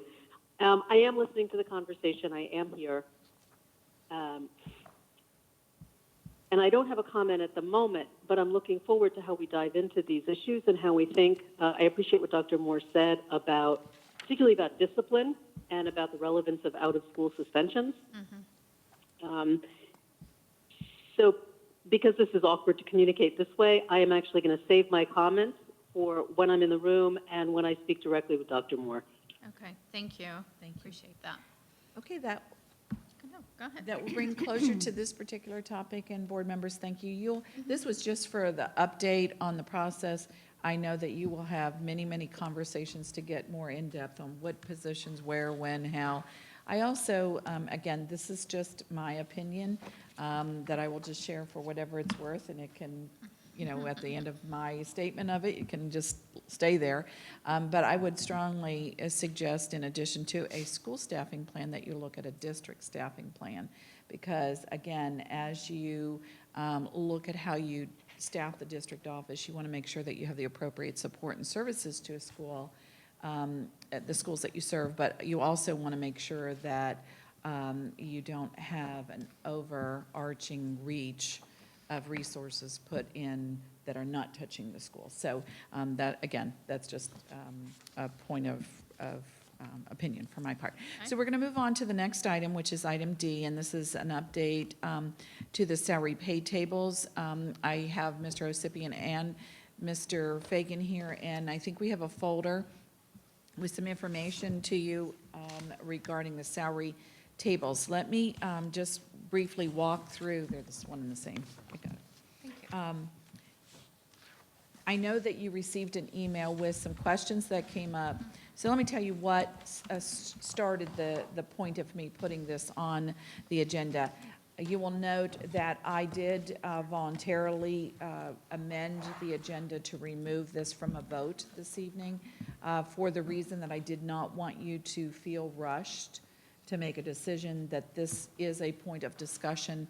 Certainly based on the discussion today and the direction that you as collectively as a board provide, it could certainly come back on the agenda on the January 14th board meeting. I think there are some areas that I want to make sure that you have a full grasp and understanding, because this item pertains to employees that are not covered under IRCEA or CWA.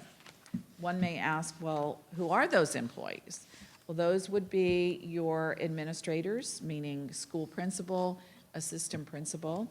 It could be your administrators at the district level, meaning coordinators, directors, executive directors, assistant superintendents.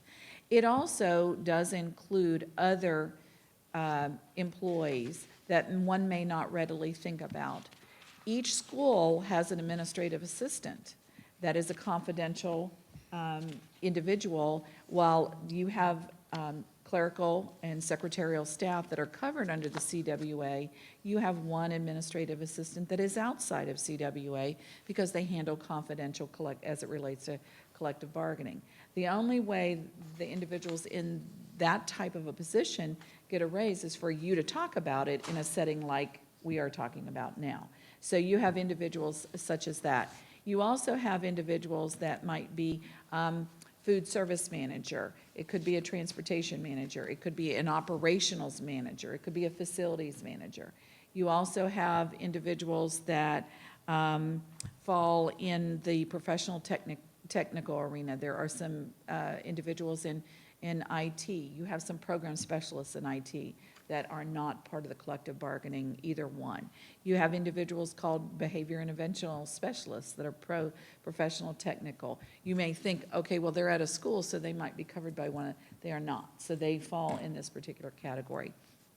So what I asked Mr. Fagan to do to start the conversation, because my practice has always been as a superintendent, once we have completed collective bargaining for the year, meaning CWA, IRCEA, that I bring the next, that topic, so that all our employees have a voice at the table with you as our employer.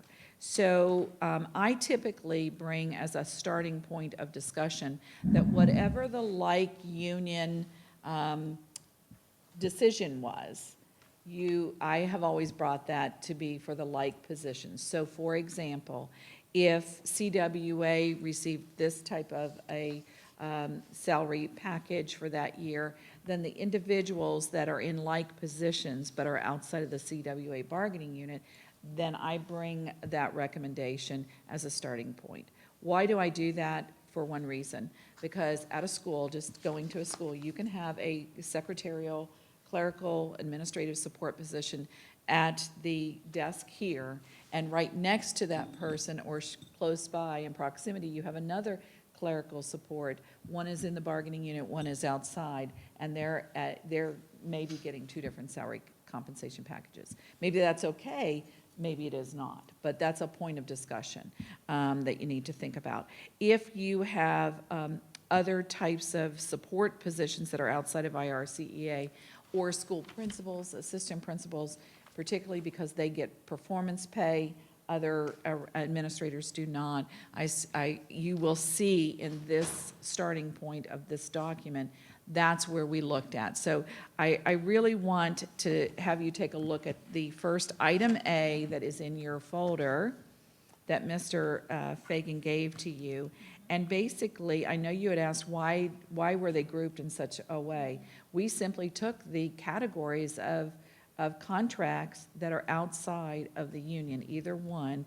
We did put at the top of this, number 1 and number 2, you have IRCEA and CWA for a point of reference. Those have already been acted upon, and you can see across what that looked like. There was a question about, okay, if IRCEA got a salary wage improvement of $600, and then they got improvements on their performance pay, why is that actually figured into the overall percentage? It was because, if you'll remember, with performance pay, that is accumulative. So I get performance pay based on my evaluation rating. This year, I get that, whatever that amount is. I keep that going into next year. And next year, even if there's no change in performance pay through the collective bargaining process, I'm going to get that again. And that's why it's cumulative, if you will. And so that is, performance pay is new money to me as an employee based on my evaluation. I keep it, I retain it, and going into next year, that becomes my baseline for the next year's performance pay that's added on. So we looked at that so that we were comparing an apple to an apple. When you look at principals and assistant principals, you're going to see that same concept moving forward. We factored it in because that is new money that had to be budgeted for this year going in that individuals will receive as compensation. Again, one of the other items that I think came up is that for items 3, 4, all the way down through 10, these are estimates, like performance pay for assistant principals and principals. We did an estimate. We don't know yet how many people are going to be effective versus highly effective, but from a budgeting standpoint, we always budget and estimate high, because if the number comes in higher than what you budgeted, that's when we have a little financial crisis. So in this particular thing, if a question were to come up, well, why did you assume that everybody would be in the highly effective? We didn't assume anybody was going to be there, but we budgeted and estimated because we don't want to be wrong or underestimate that. So that is why you see that in that context. Mr. Fagan, I know I've done a lot of your talking, but I want you to walk through this chart to answer any questions, because you do the numbers, I just do the concept. Does anybody have any questions before I start? We'll hit those first. We're just going to go down the list. Okay. Okay. All right. So, as Dr. Moxley did so elegantly, I assumed everybody who was a principal or assistant principal got a $100 increase, which is the same thing that the teachers got. So they went for highly effective and effective. So they went from $1,200 to $1,300, and for effective from $900 to $1,000. But in this calculation, I assumed everybody was highly effective. Same thing with assistant principals, going from $900 to $1,000 versus $600 to $700 for effective. So that's where you look in that column for highly effective. That 29,000 and that 34,000 is just an assumption that everybody makes highly effective. Can I make a recommendation? On this, so it's not perceived, these are the numbers, is we make sure in somewhere in this that this is an estimation. So, and make sure that that's prominent on this, Right. these That's type a of good point. documents. Yes, ma'am. Good Because point. once they get circulated, it becomes this is what it is. So that's just my That's a great point, Mrs. Thank you. Zork. And board members, the chart that you have, these are budgeting numbers. These are total budgeting numbers. When you look down in the notes below, you're going to see, for example, where you see principals with a number 2 after it, you're going to see that's a $600 wage increase plus a $100 increase in performance pay. And there it is. So you're going to see that's where, actually, teachers got more increase in performance pay. But you're going to see, when I said that's been my practice to kind of start and be consistent and aligned, that's, again, you don't have to do any of this, but that's just for a starting point. So you're going to see those notations down there. The little number 3 afterwards, you're going to actually see the little notation after assistant principals, the little paren 3 after assistant principals. If you go down there to the paren 3 notation, you're going to see exactly what was being recommended there. As Dr. Moxley also stated, like in row 1, the 660,000, the 856, the 219, and the 1,375,000, those are the numbers that we presented during the discussions on the negotiations. Those were the numbers when we dropped the original numbers from the number of staff we had and we blew those numbers out. We're using the same numbers, so there's been no numbers change. Same thing with CWA. That was the same calculation based on the number of people they had in the system. We calculated what their wage increase would be. The percentage calculation on the far right-hand side that says overall percentage, that is not to indicate a percentage for everybody in that category. That's a percentage of taking, for example, if you look on line 1, that 1,735,000, that is that number divided by that 48 million. That means on an average, everybody in that group got 3.58. If you go down to the next line, though, it comes out to be exactly 3%. That's exactly the number we agreed to give CWA.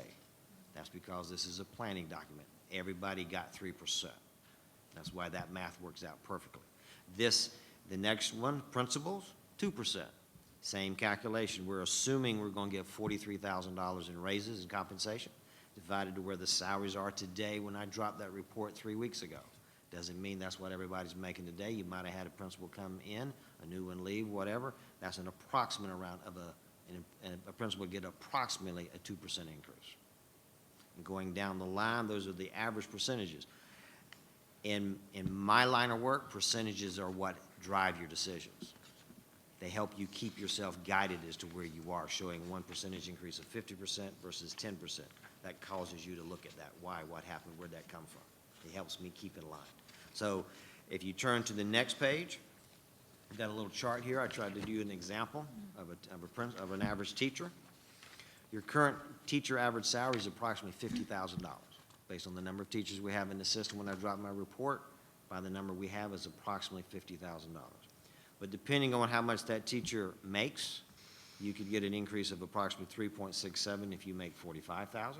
If you make $60,000, your actual percentage increase is 2.75. It's just a mathematical formula. If you make $80,000, your percentage is going to be a lot less. Okay. Keep going. The next one, item B, the next chart. This is where I simply took out the 2 unions to simply look only at non-bargaining. And in your right-hand column in their total increase would cost approximately $309,000.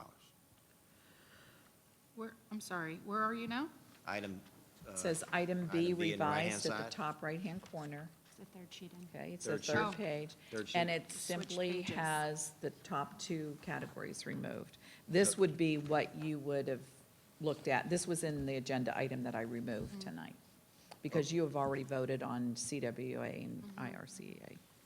Okay? So based upon this schedule for principals and assistant principals, everyone else getting $950 increase, it would cost approximately $309,000. On average, that's approximately 1.79 overall for all employees.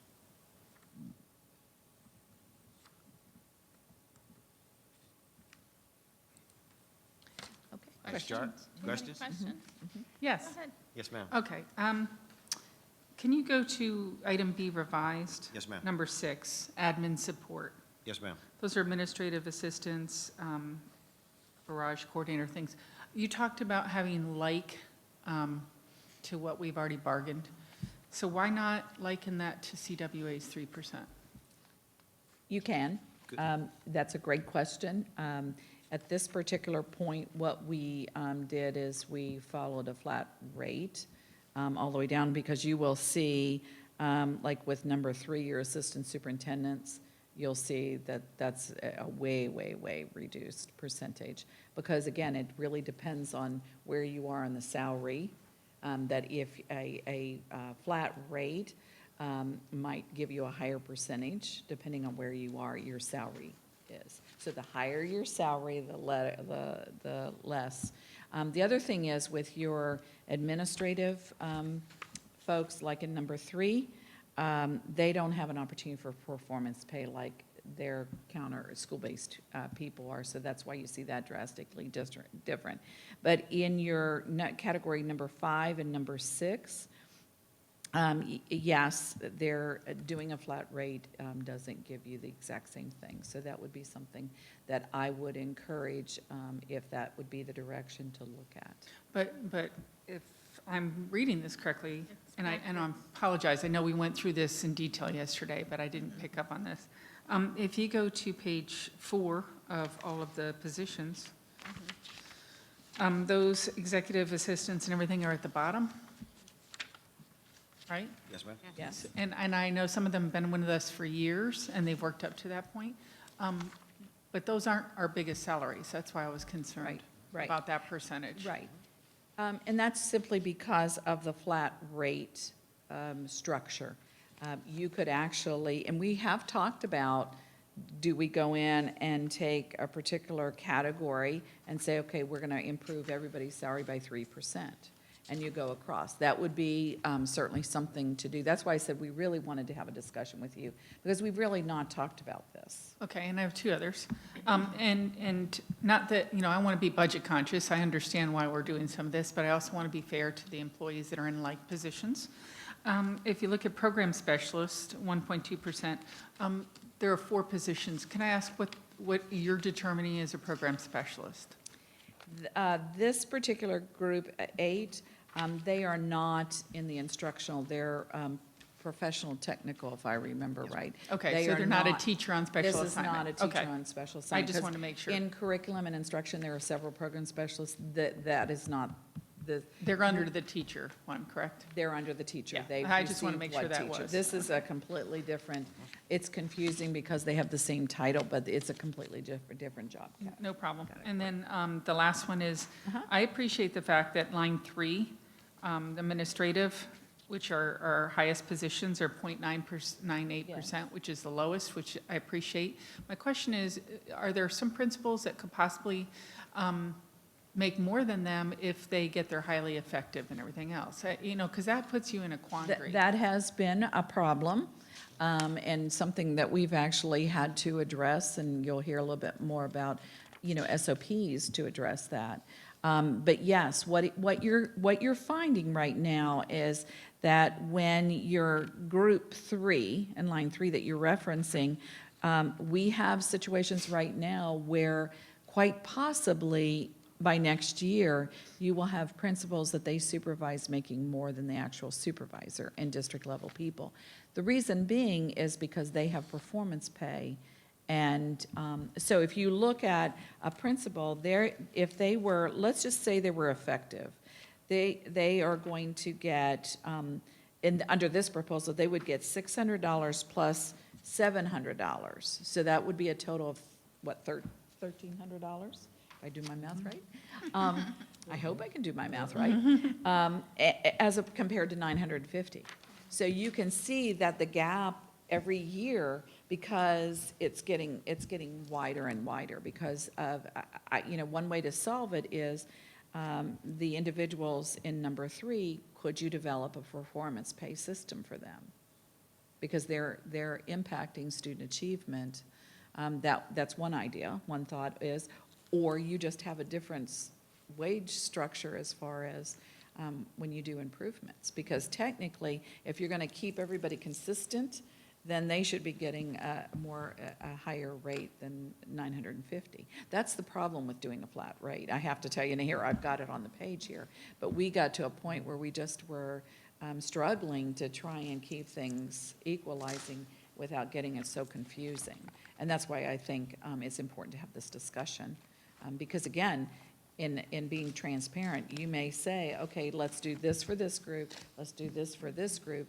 As long as we're staying within our budgetary window overall, that's something you can certainly do.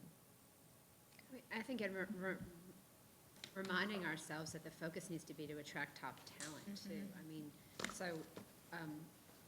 I'm going to hold my opinion. I'm imagining there are going to be some changes. I mean, and some proposed changes. I don't necessarily, I'm not really ready to talk about it yet, if that makes sense. There's some issues with that. Right.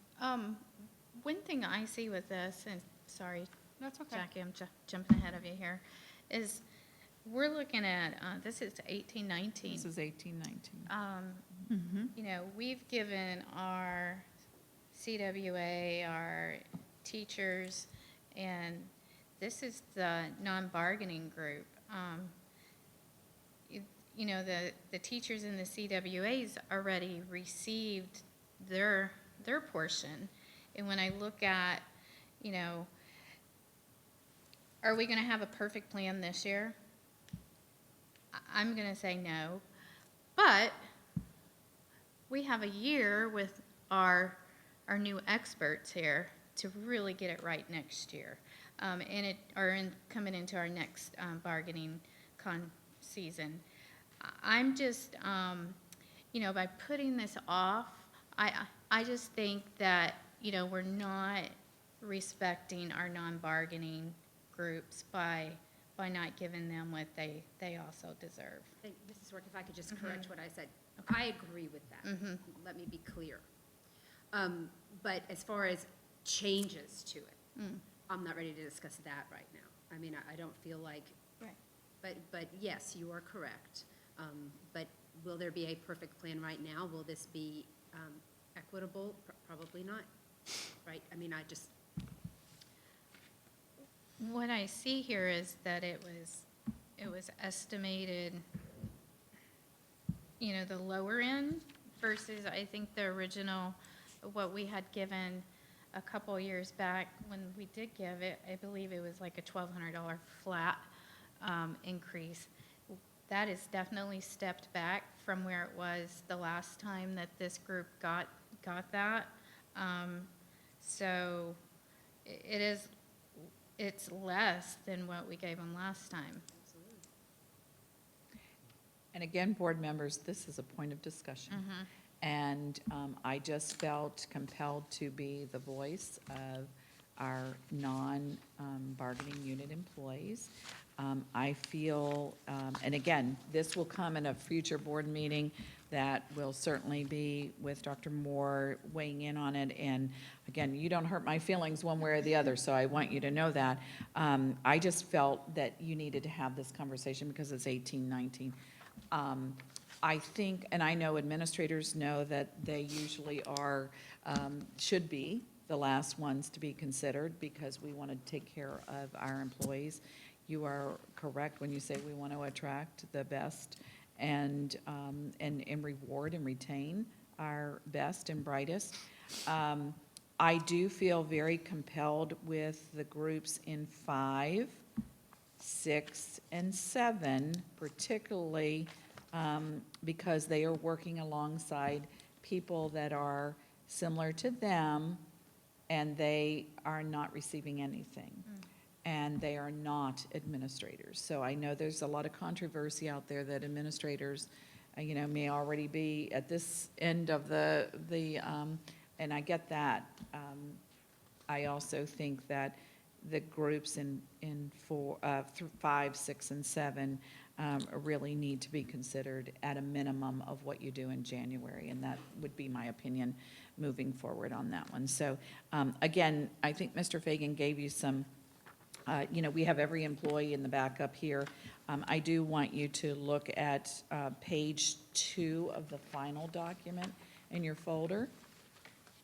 just so, because this is, if you go to page 2, down at the very bottom, the last one, there is a typographical error there. The 1 needs to be scratched off of that, okay?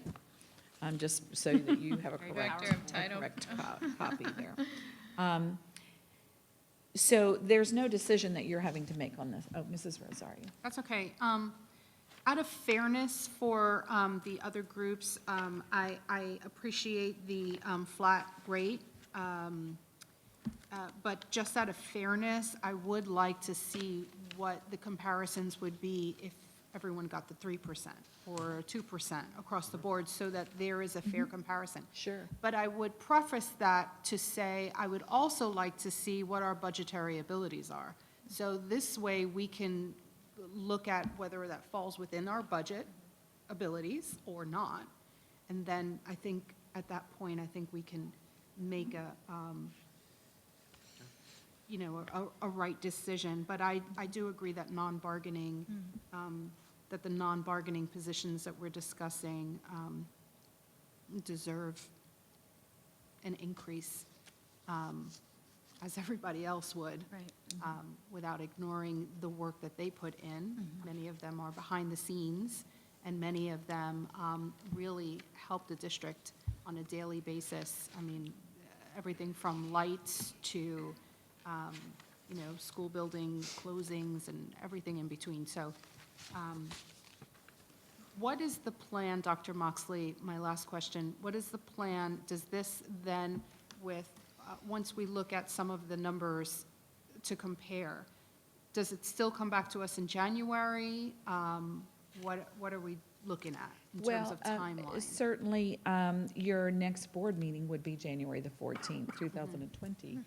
And so Mr. Fagan can certainly go back and take the groups that we talked about and say, if CWA got 3%, then the individuals that are in like positions, what does that look like? What do the numbers do?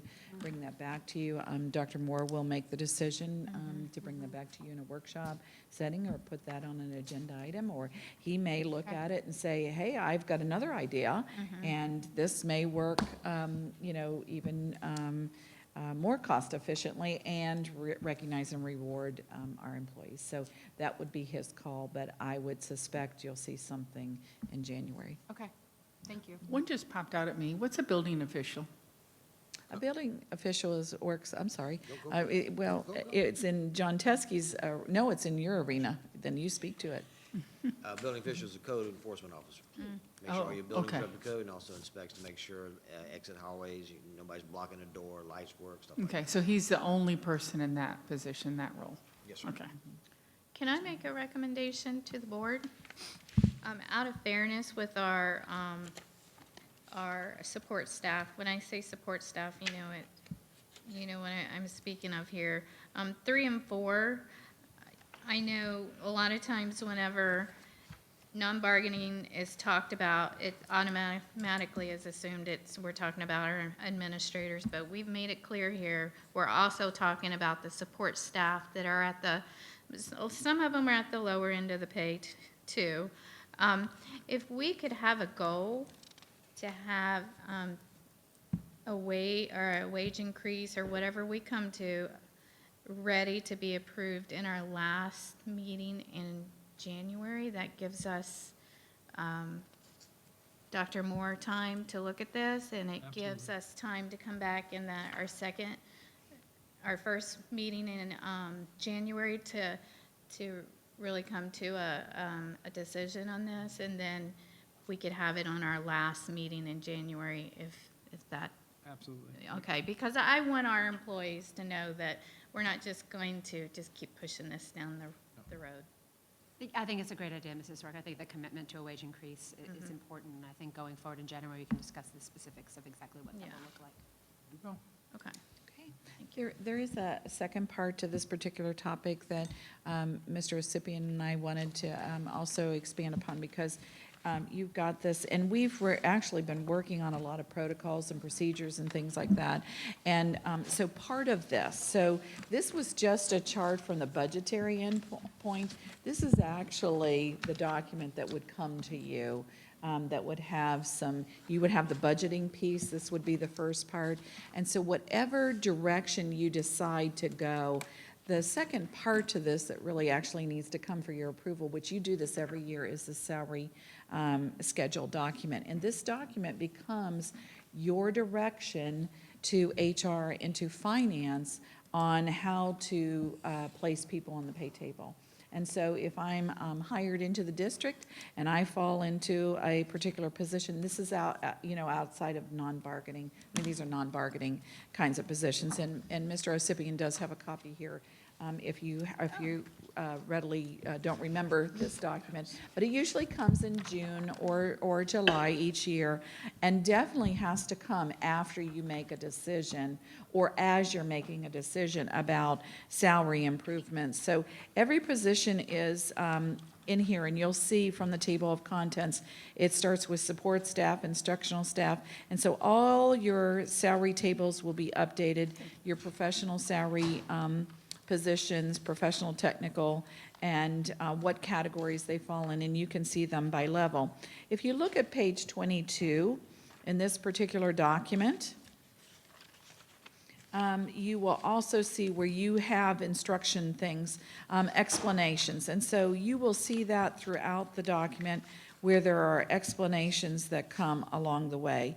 And so when you look at that, when it comes down to different things, this is where you provide guidance and direction to the staff on how to implement. And you'll see that there is a section that talks about the superintendent reserves the right to administratively place individuals on the board-approved salary schedule based on the needs of the district. And again, this is from Mr. Osipian and my experience and background, that we know that as we've been working through, and I know Dr. Moore, you said, you were a little taken back when we didn't have a staff allocation, and I certainly understand that. This is an area that Mr. Osipian and I have really worked on trying to look at. We need to tighten this up a little bit, and so I want to leave you with some feedback, board members, for your consideration, and certainly Dr. Moore, that one of the areas that I think that as a superintendent you need to give some latitude for as people are placed on the schedule, but I think sometimes there are past practices where if you're not, as a board, real tight in what you do with that, we need to have a process and a procedure. So one of the things that Mr. Osipian and I have looked at is what happens when people are in a position and we find that there is an inequity there, or there might be a change where they're not, they have added responsibilities that have come along. In the past, this particular item allows the superintendent to make movement in that. I have to admit that I'm not readily as comfortable with not having that very well defined. And so I think that from our experience in looking at past practice, and this goes back for years and years and years, where if there is a request that comes along that says, gee, I'm working, my job has changed differently, and I'm now doing these added responsibilities, I feel that my compensation is inequitable and it needs to be changed to this. That could come to the superintendent. The superintendent could say, yes, okay, fine, that's great. I think that we wanted to put a procedure in an SOP, and that's indeed what Mr. Osipian has actually put some protocols in place that, and I have some right now. I have where people have actually come, that's why I know there's a past practice of this that I think needs to be tightened up, that if someone has a concern that their job description has changed, that the correct way to do that would be to thoroughly research that, vet that, have the justification for that. If there was something that was made an error, or work experience may not have been considered and there was an error, or there was an inequity, and that inequity has come to light, what is the justification? There needs to be backup, and there needs to be a protocol where that's reviewed and carefully looked at. And so we have put together where we have a template, a form where someone can request review of that. It's thoroughly reviewed, researched, and that there are signatures and sign-offs along the way. You don't have a copy of this. This was just a draft we'd kind of talked about, so I'm talking from that. That justification would have to be attached, reviewed, researched, validated, verified, and that we have a systematic way of doing that. Because what can happen is over time, and again, I've seen this in many, many examples, not just Indian River, but what happens is that when you do it here, and you do it here, and you do it here, pretty soon your salary tables get major gaps in them. And then your inequities, while you may solve one inequity, you create an even bigger one over here if you're not looking at it from a systematic. That's why you'll see school districts do compensation reviews or compensation studies. And that may be something in the future that needs to be looked at. I don't know, that'll have to be determined. But in the meantime, we have an SOP that's we're implementing, that if someone, and the ones that I have, will be thoroughly looked at and reviewed. I believe as a board, and Dr. Moore, you can certainly disagree, and because you'll be the one moving forward with this, I believe from a board standpoint, you might want to put be a little tighter in, okay, what latitude does the superintendent have? Is it to make any major movement? Is it to create, to do anything, or do you want to put a window of, okay, the superintendent has the authority to do this, and not just a complete open door? That's just food for thought as you move forward. So when this comes, this salary schedule will need to be looked at and updated. Again, that's my best thinking based on what I've reviewed here, because right now it's wide open. I have had requests come to me. I have not honored those requests at this point because I was not comfortable with not having a protocol to do that. So I will work with Dr. Moore on that, and I believe moving forward, we now have an SOP in place for that. Past practice would be those could have come individually or one at a time, and again, moving forward, that's my best experience to recommendation to move forward. Questions? No, I just say thank you for that. I think it's leading us towards being more transparent, getting away from, sorry if I offend anybody, but the good old boy system. I think that's necessary. And Can I weigh in here? Hold on Yes, 1 second. just 1 second. And I feel like if there's a process that someone knows that they have to follow, then it's fair for all. It's not just who got to you first. Right. Okay. So thank you. Go ahead, Dr. Schuff. Thank you. Is this something that will come to a vote, that we need to schedule to be on a vote, or is this something, how do we put this into practice? Sure. So what would need to happen is when you take action on salary increases, the salary tables and the salary schedule document that I was just referring to, that has to come back to you because the charts in there will all have to be updated to reflect. That would be a time when you would put that language in there. Okay.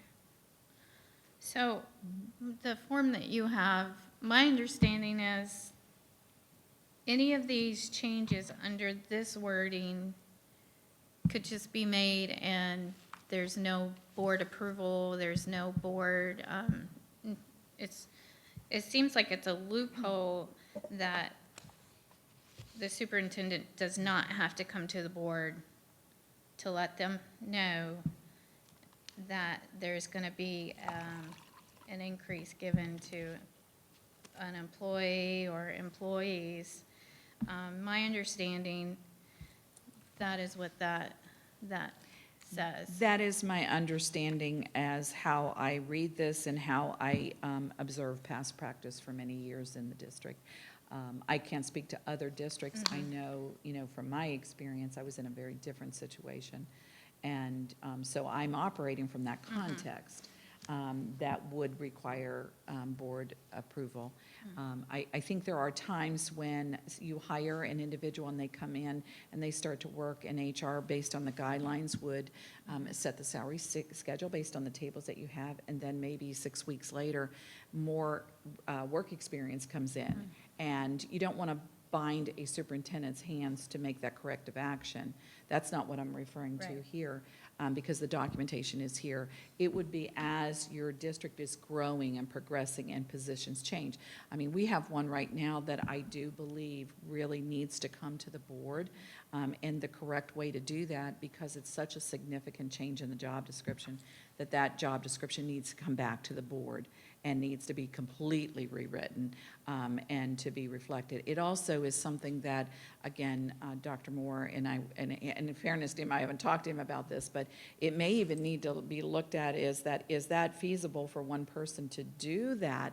Of course, they already are doing it, but maybe that's not fair to expect that out of one person. Maybe that's two different kinds of jobs, and when you look at it from a reorganization standpoint, that might be the better solution than to, grow a salary kind of thing.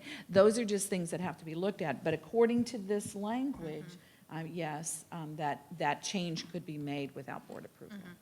And so, I just want to be clear that this has been past practice, and it has been taken advantage,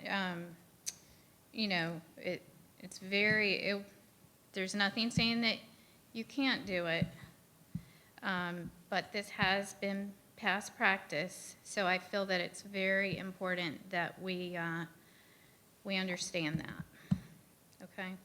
I think as much information as the board can have to make informed decisions is best.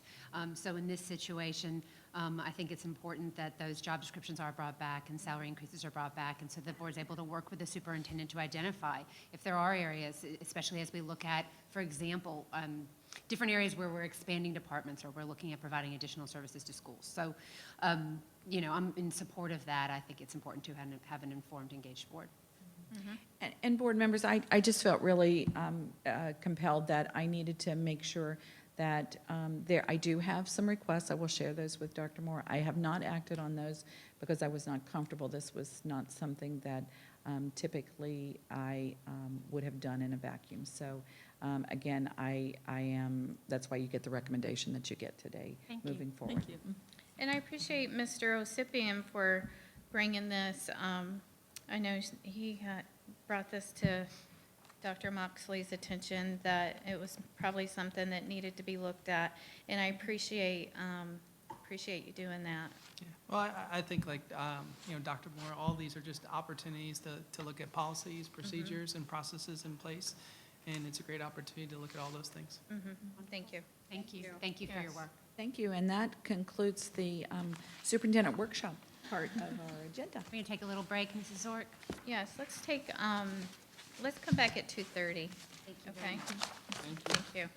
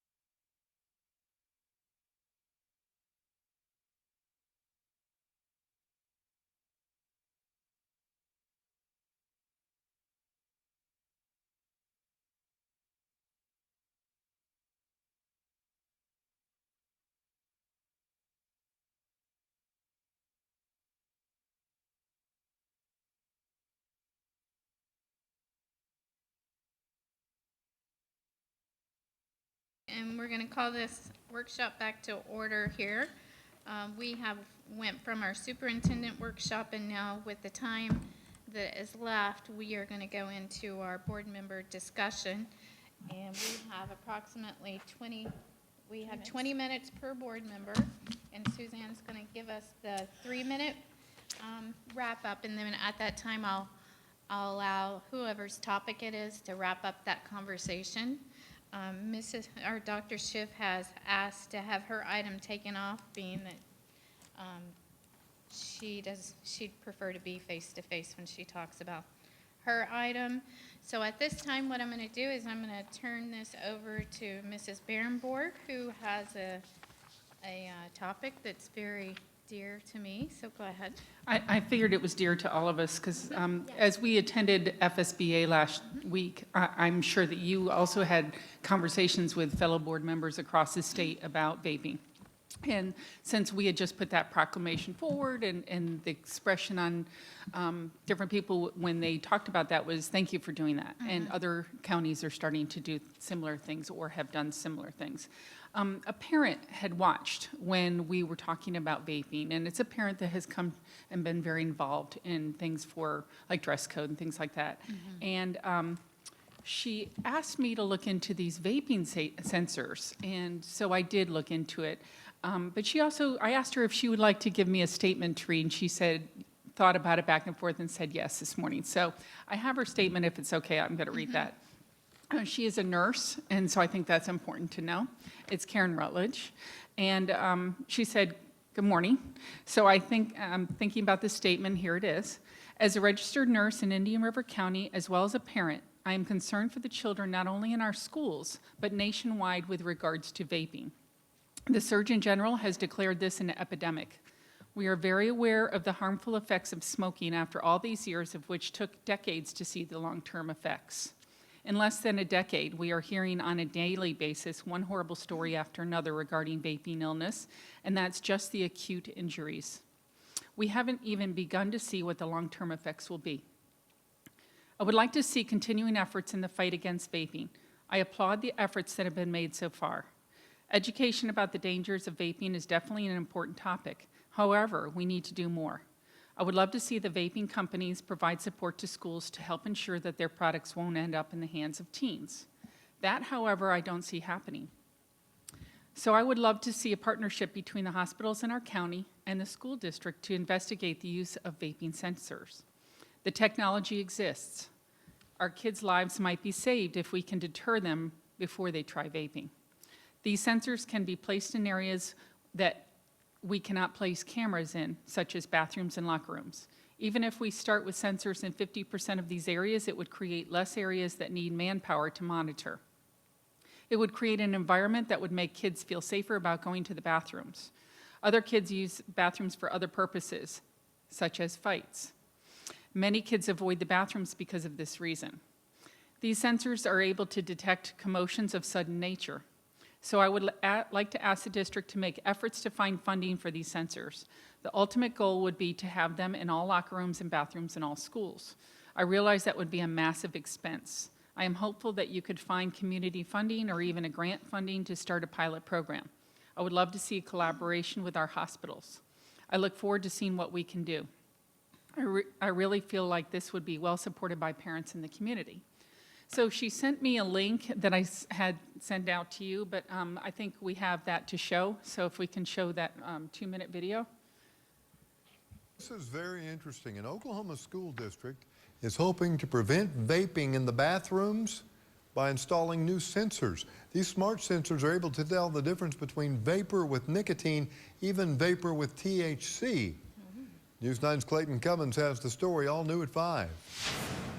The project at Thomas Fay Custer Schools is still in the experimental stage. Not only can these sensors detect vaping, they can also sense pneumonia, even noise as well. They're hard to see stepping into the junior or senior high school bathrooms, but this tiny sensor is making a huge impact. We needed to take a stance, kind of like we do with tobacco. The Halo Smart sensor can detect anything from vaping, air quality, chemicals, even sound in the instance an altercation is taking place in the bathroom. Administrators can't see. The Thomas Fay Custer School District believes they're the first in the state with them. Student safety is super important to us, and our board felt like that this was something that we could show the community also that we are being proactive. The sensors have been installed for about a week now. When one is triggered, administration receives a text and email immediately. There's a lot of information in the news right now about the harmful effects of it. There have been cases of deaths. I think we need to, to guide our children, being a administrator, being a father, to, you need to make better choices for your health. Settings continue to be fine-tuned. The district encourages others to check it out. Anything you can do to make your school safer and prevent any harmful activities to kids, yes, I would recommend that. The district says they paid about $1,000 per sensor. If all goes well, they'll be adding them into the elementary school bathrooms as well. Reporting in Thomas, Clayton Cummins, Oklahoma's own News 9. Okay, so understanding that technology is out there is important, but having done further research, and I did give everyone this handout, so if you'll notice on there, there were other things that it can detect, which I think was interesting, such as gunshot detection, glass breaking, shouting, excessive noise. So, fights that are in the bathroom would show up. Temperature readings, humidity in case of mold growth. It was interesting. We've been using sensors in science classes for years. Why we didn't come up with something like this before, I'm not quite sure, but I'm glad it's out there. However, it's my job to do due diligence and research, and so I found an article just recently, this morning. I was looking, and I found one about why not get the vapor detectors? So I found an article that says, basically, it goes on, and I already had Nancy, I think, send it, or I at least sent it to you, so you can get it out to them, that the devices can't stand up to very interesting teens who police student behavior, and the same as permanently changing it. So what they're saying is these kids are ruining the machines. They're banging and hitting them and taking them off. There have been some counties that were very careful on where they placed them so that they weren't seen, so that they could be used. So that would be something to really look at, because kids are going to do whatever they can to make sure they're not detected if they want to do this. So they said before the teens were subjected to blunt force trauma on these sensors that cost about $1,000. So that's something to look into. They also said that by the time that the administrators got the notice, they show up and the kids were gone. However, they can be tied to security cameras. And so if you've already got the security cameras placed outside the hallway of a bathroom or a gym, obviously whoever comes out are the people that they want to investigate and talk to. They also said, it's kind of a triangulated approach. They use grant money from the State Attorney General's office, which I thought was interesting. And kids are clever. This was part of the article. Some exhale into their backpacks or their sleeves. With their aerosol dissipates before wafting up to the detector. So that was something else that they found. Other kids resort to AP physics level subterfuge, where they exhale into the toilet and flush, creating a vacuum that sucks the aerosol into the pipes. So kids are clever. They are. So the other point of looking at this is kind of like how we look at safety. Do we just put bars and fences on things and think that's going to do it? No, we have to educate as well. So later on in this article, which I liked, is they looked at using 3 different approaches to this. They look at educating parents and kids about the dangers of vaping and how important that is. And they also worked with their local law enforcement to dispatch administrators. First, they educated people. They dispatched administrators to nearby gas stations, grocery stores, and convenience stores to remind them of the e-cigarettes law. Then they also worked with their sheriff's department and police departments to do sting operations to make sure they were not violating the law. So education, detectors, and then working with your police forces. Kind of what I got, that where it was working the best, that's what they were doing, a triangulated effect. And I did ask our board attorney to find out whether or not there is a law in Florida against vaping, and there is. And they cannot sell, deliver, or gift any student under the age of 18, or any child under the age of 18. It's prohibited.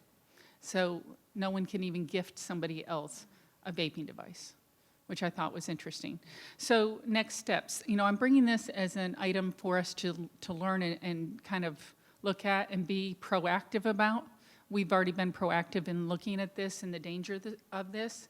I guess the next steps would be whether or not, I want to hear from my fellow board members, we want to move further with this. Maybe, I've already talked to 2 people on the hospital board about, did you know these exist? And is this something that you think you might be able to help us with?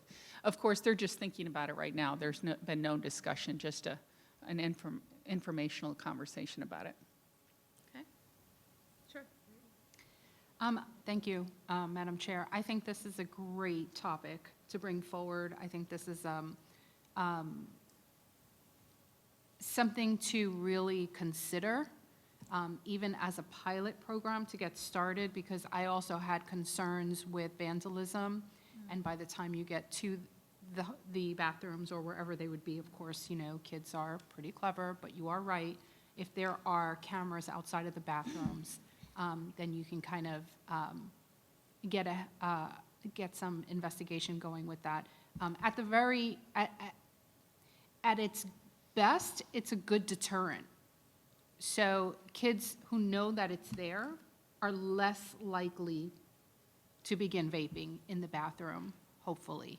I think that using grant money, it's interesting, I talked with Dr. Moore about getting a grant writer or considering a grant writer.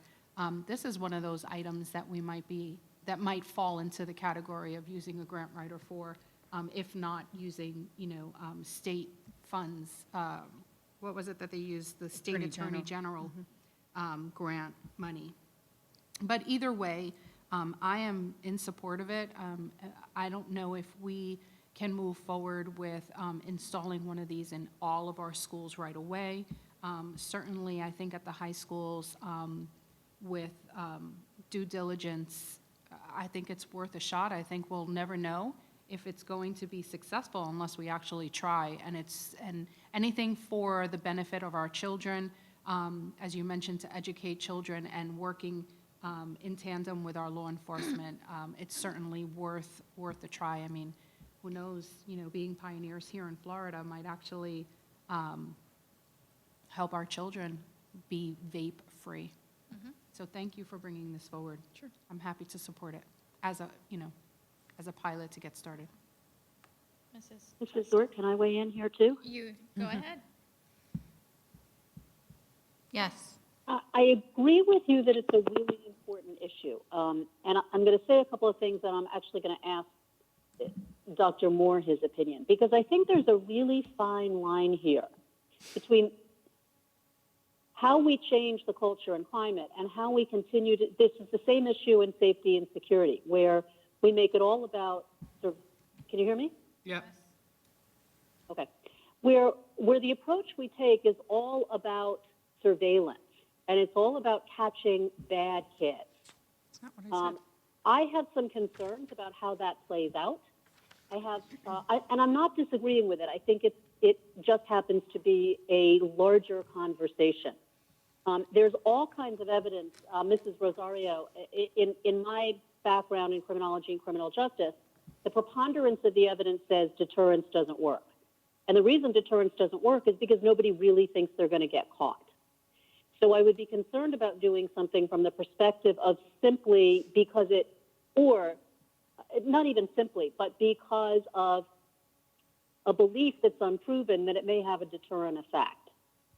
If we're going to address this, and we have to, it's not an if, it's how we address this. I think we have to really strongly consider not simply surveillance and authority approaches and punitive approaches. And I know you did say this, Mrs. Barenborg, so I know this was part of what you were referring to as a comprehensive approach. But I want to be really careful about the degree to which we continue to expand surveillance approaches and punitive approaches without really strongly building cultural approaches for how we shift behavior. And I'm really interested in hearing Dr. Moore's take on this because I am. Go ahead, Dr. Moore. Thank you. So initial reaction, and as we begin to have this conversation, it's a conversation we've been having in Miami since the beginning of the school year, and a very, very strategic approach, as well as a tiered approach. And when I say strategic, really ensuring that there is a level of awareness from a district perspective, as well as at a school site level. As educators, we first and foremost embrace the opportunities to inform and educate. So what are we doing in our schools at the appropriate grade levels to ensure students understand the harm and impact of vaping? And being very, very aggressive in tearing that down, or almost a regression by grade level, ensuring grade level appropriate age information is being brought to students in a very, very timely manner. And research is clear, the earlier you can get to students to establish that mental model in their head regarding a perception or belief before they're exposed to the opportunity to participate or engage in that particular unhealthy behavior, the more successful and positive that kind of intervention could be. Not familiar at this point regarding the plans that are currently in place. Do we have an active campaign? Are we being aggressive as a district as well as school sites regarding awareness? Are we embedding or pushing in content into classrooms? If so, where is that information being provided to students in order to ensure that we are being proactive? And while at the same time, ensuring students understand there are appropriate behaviors regardless of where you are in the school and what the consequences would be. I think the focus and the attention goes on the proactive side, being intentional about informing. Need to do a little bit of research regarding where we are with that in order to ensure that we're having a positive impact and really moving the needle and moving students away from this unhealthy behavior. Okay, thank you. Do you have any comment? No, I mean, I would definitely agree with the idea of making sure that our students understand what the dangers are. As a parent of 4 kids in school, I know kids are vaping in our bathrooms. I hear about it all the time. I've heard kids vape in class sometimes, and it goes undetected. So obviously an issue that we continue to struggle with, and once we tackle this, there will probably be something else that we will tackle. So it really does come down to creating those processes, I think, to making sure that we're educating students. And really, I like when you say to embrace the opportunity to educate them, because there are often times where this message at my home is going out, but we don't know that that's happening in every home. So it's important that we take that opportunity. 3-minute wrap up. Okay. I did kind of bounce this off different FSBA members when we were in Tampa at a conference last week, and they were all very interested. Nobody had heard about them. Nobody knew, and I asked several people, including FSBA board members that were on the committee, and but they all wanted information after this meeting. So I know it's a hot topic everywhere. Yes, I think education, that's a job we're in. We have to educate people. But if one child is saved, their life is saved because of something like this, then to me it's worth it. And again, a 3-way approach to things. But, you know, back in the 70s, when I was in high school, I was afraid to go to the bathroom. And it's because fights would happen, believe it or not, in the girls' restroom. And kids were smoking in there or doing worse, okay? So we actually had smoking areas back then where kids could smoke, you know, if they wanted to, outside. I know, this ancient times. But they installed, in my high school, they installed monitors. They actually paid for people to sit outside the bathrooms, and we had to have a pass to go to the bathroom, and the monitor would only let so many people in at a time. And so they had to hire people. You know, I flash way back to that. You know, I'm not sure if that's the way to go, but I also know that this is a crisis. And if we say, well, we're just going to educate, we're going to do nothing else, I don't know if we're giving the best service we can to kids. Can I just say something to Mrs. Berenborg quickly? I want to say thank you for bringing both sides of it, too. Oftentimes when we are passionate about something, we come with one side of it, and there's always going to be another side. So thank you for providing that for us to have some perspective. Can I say that I have heard, I believe it was Palm Beach County had been approached about sensors, but this is a different kind that I've not heard about that actually detects chemical detection, air quality, and the audio part. Yes. So this does have a different, it's not just for vaping, it can be used for other things. And I do think that we can outsmart the fox whenever it comes to our students. You know, if we already know that they're gonna vandalize it, we can be very strategic in how we install. If we do look at doing a pilot on this, we can be ahead of it and maybe have some type of, It's like a cage. yeah. Can I say one more thing? And that is that, and to speak to Dr. Schiff's concern, because yes, I'm concerned with punishment. Because as you know, I'm not a big proponent of punishment more than educating. The one school that when they actually catch a vapor doing that, they have, their requirement is not to be suspended or anything like that. The requirement is to sit with their parents in a 90-minute counseling session about the effects of vaping. I That's loved it. interesting. So this article will be sent out to you guys if you don't already have it. Thank you. Thank you. Perfect. And I'd like to thank Mrs. Rutledge for bringing that forward. Yes, absolutely. All right, so our next item that we have is school start times with Mrs. Justice. Yes. I'm sure it was a huge surprise that I put this on as my discussion session item. There is much research regarding the benefits of later school start time for our students. And I know that there are many factors that go into creating a feasible bell schedule for our students. The Center for Disease Control and Prevention, the National Sleep Foundation, the National Education Association, Harvard University, the American Academy of Pediatrics, all of these groups have put out research papers on the fact that earlier start time for students is beneficial in many different ways. Truancy goes down, attendance goes up, referrals go down. We obviously want students in our classrooms learning. Dr. Moore had said during his interview that he wants to be best by kids, and I truly believe that. I think in making the choice to be best by kids, this is an issue that we're going to tackle at some point. I don't know when it happens. I think it will be I think it is an inevitability that all districts will move to a later start time, and we see Miami-Dade and Orange County, two of our larger districts in the state, moving towards that currently right now. I see a unique opportunity for this school board to benefit from some of the research and planning that those school districts are going through right now, including having Dr. Moore here from Miami-Dade, where this has been a hot button issue.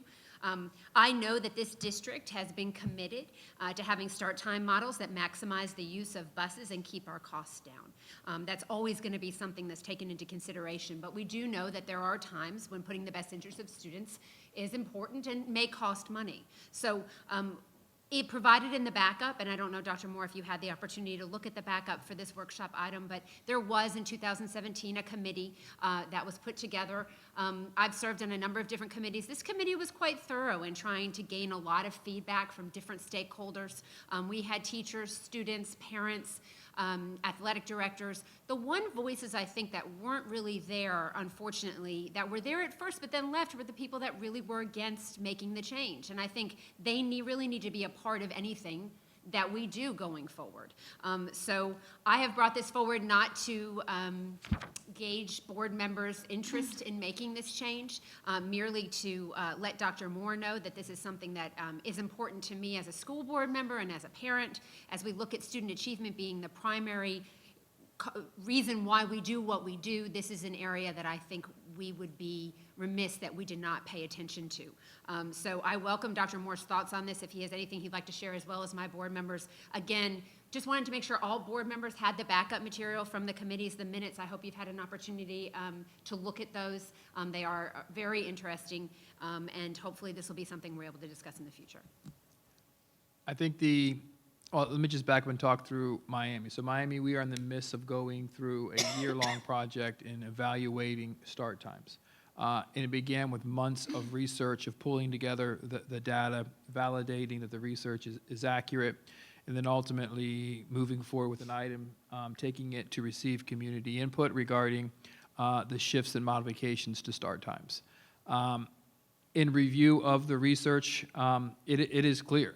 It is overwhelming in terms of opportunities to improve academic outcomes and the focus and attention that students have while in our classrooms, which should be what we are striving for, to be best by kids.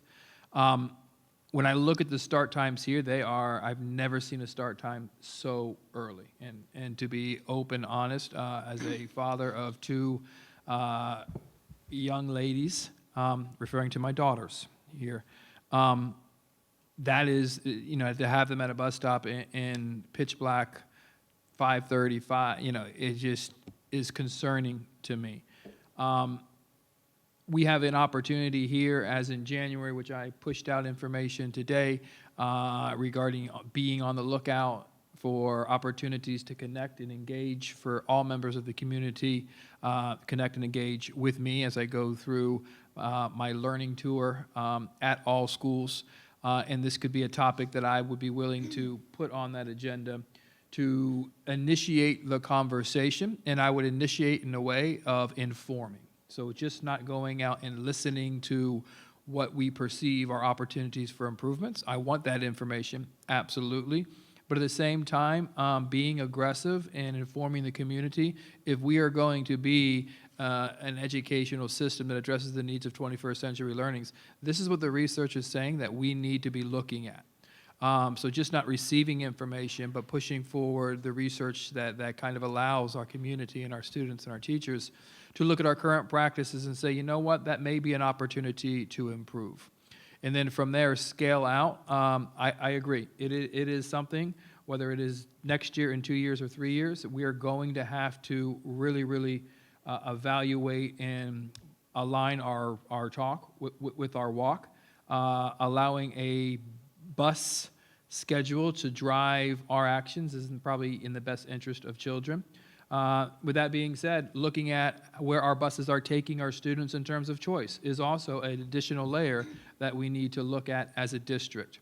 So my commitment really is to be aggressive in sharing the research, the facts, the data, and allowing our community to digest that, coming back to this board, as I will do, as I committed to doing during the interview process, giving that information back to you, and then designing, these are our priorities, all of which will be embedded into our strategic plan in order to ensure what we will get accomplished, when it will be accomplished, and what it will look like when it is accomplished. So I think it is a great topic that isn't just discussed here once, but we be intentional about how we're going to inform and move forward in the coming years. So my understanding on the research is it's best for our high school students to go later and our elementary school students to go earlier. But I just heard you say that it's mind-boggling that our high schoolers are out there in the dark that early. So how do we get, I would be very open to how we would, take care of the research, but also being mindful for the safety of our elementary students. And that's what I didn't get last time when we went through this process. But if we could get there to ensuring that our elementary students weren't out in the dark, I would be, that was my only concern last time on this. Having two ninth graders getting up at, they are so exhausted by the time they get home at 2:30 that they have to take a nap because they're just exhausted because they have to get up so early. So I do see where it is wearing on their bodies this early. And I think the answer to your question is I don't know yet. It really is being thorough and looking at not only what the research is saying, but I think one of the advantages in this scenario is our size. In the amount of time buses are traveling, where we're pushing buses departing from, we can be creative in minimizing the amount of time buses are on the roads, and I'm just thinking aloud here, from where we house them. So it really is putting all the right people in the room, saying we as a community understand why this is important, we're committed to making this happen. And let's put forward a couple of different models on start times, end times, that really allow us to have our students fully connected, rested, and ready to engage in meaningful instruction, interactive instruction where they're up and they're moving, they're just not sitting in a seat, in a row, receiving information from a talking head at the front of the classroom. I'm very willing to discuss this and look into it, and I think it's important if the research is there, let's look at it for sure. I know some of the concerns that came up when I read through the comments were mostly about security of little kids, My older child watches my younger child, so those are things it's reality, it's reality here. So that's not that is somebody's problem, and we're about education, but we also are a small district and we're a small community. So, kind of just keeping that in the back of your mind. I agree, and we briefly discussed that. And as I kind of reflect and problem solve, the wraparound services in Indian River is extensive. The opportunity for community organizations to want to support. So I see that as an opportunity of defining where that support really needs to be. Outside organizations, faith-based organizations, community-based organizations have a desire to support or maybe outside funding in order to support the children of our district. I think we have to do our due diligence to say this is where that support is needed the most and expand that support across the entire district. And when I say everyone in the room, that may present itself as a problem, but we can count on them to be part of the solution in terms of just not supervising a youngster, but providing them quality, interactive, engaging, fun after-school activities. So it really is, we can't do this just as a district. This needs to be done as a community where we're pulling all of our resources together. Because when you shift the bell schedule and you put all of those buses, John told me yesterday the number of buses, how many buses do we run? 86 routes a day. You put 86 routes onto, that causes traffic. That's major shift in a community's behavior. Right. So we need everyone on board, ready to go. Okay, well, I look forward to the research that you're going to give us about all that. And it's exciting because I think we can do something, and parents' concern is about their children and how they're cared for. So as long as we can work with people to make sure that that happens, I'm all for it. All right, thank you. Any comment? I've always been interested in having the conversation about school start times. We are currently working on what we heard earlier today on our district's master plan and school building master plan, and the surveying of the needs of our district. And I think within the next few months, of course, forgive me, Dr. Moore, for speaking on your behalf, but I know that within the next few months, you're going to be surveying our district as well, right? In your observations and having conversations with principals and in your visits, and of course, moving forward, when there needs to be a shift or a change in how transportation occurs, or in the beginning start times of schools. That might all play a part in the master plan. I'm assuming that we could possibly take a look at that then. Maybe now might be a little too premature, and we give Dr. Moore some time to get his feet wet within the district before we move in that direction. But I don't want to, where I think that this is a needed conversation, I just don't want us to overwhelm conversation for change too prematurely. Does that make sense? But at some point, I definitely do want to have the conversation, if that's. I agree. I hear everything that you're saying. My recommendation is we really get out there. We leverage the opportunity. It is a big change within a community when there is a new superintendent. It is a prime opportunity to seek information. One of the things that I have quickly learned is, as a district, we need to have a heightened awareness regarding our ability to prioritize what needs to get done. And since there are so few of us at the district, we really need to be very strategic in defining timelines regarding how we're going to move the needle and where we're going to move the needle, versus saying, I want you to be responsible for all of these different things. If that's the case, then nothing's really going to get done. But as an organization, these are the priorities that we're going to focus in on, and these are the individuals who are responsible for that. When we pull all that information back together, embedded into what will become our strategic plan, will be a timeline on when we want to accomplish what we have learned, going through that listening tour and comparing what we're hearing to the research. So I think it's an opportunity to give an answer to when you should expect from me as to when we anticipate shifting times in the process that we're going to take as an organization to include everyone in that process. So it isn't a quick shift in terms of, okay, changing start times would be relatively, we could probably pause the meeting and not, write out, hey, let's start here this time. But it is a logistical nightmare. So we need to take the time really to not only define what the start times would be, but to align preschool activities, supervision, after-school activities, supervision, allow parents the opportunities over a extended amount of time to understand that may impact how they are employed. They have a job that they took because they can pick up their middle school child.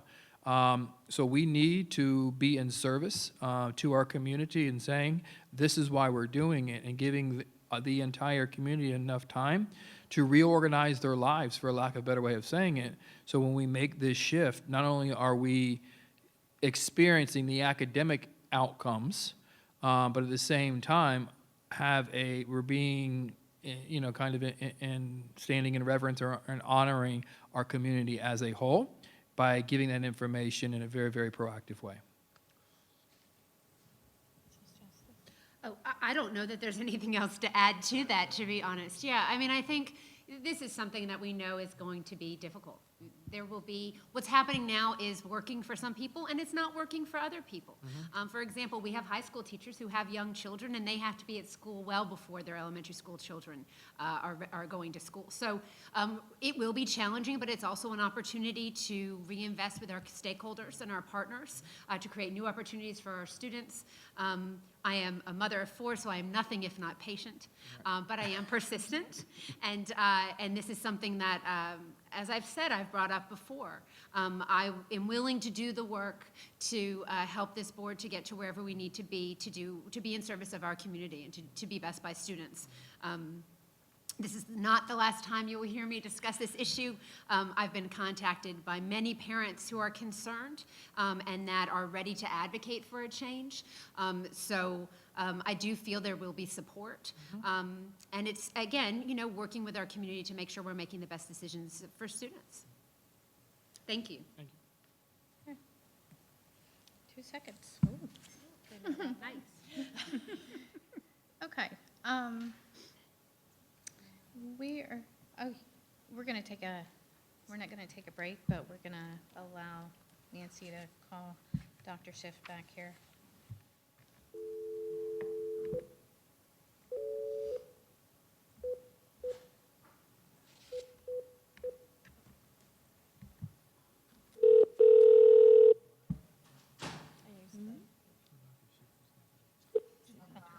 Okay, I'm here.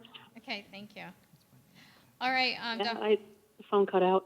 Dr. Schiff, we're moving into the next board item. Mrs. Zork, I had 3 minutes left for a close-up. Did Dr. Schiff have anything she'd like to add to this conversation? Okay, I thought you No, said thank you. And I've been watching online even though I couldn't communicate from my end, so I've seen it. Okay, Thank you. okay. So you're not finished. Go ahead. Oh, I'm sorry. Dr. Schiff's phone cut out before she had an opportunity to comment, so I just wanted to make sure we gave her the opportunity to do that. But she seems to be fine, so we can move on. Thank you, Mrs. Zork. Okay. Mrs. Rosario.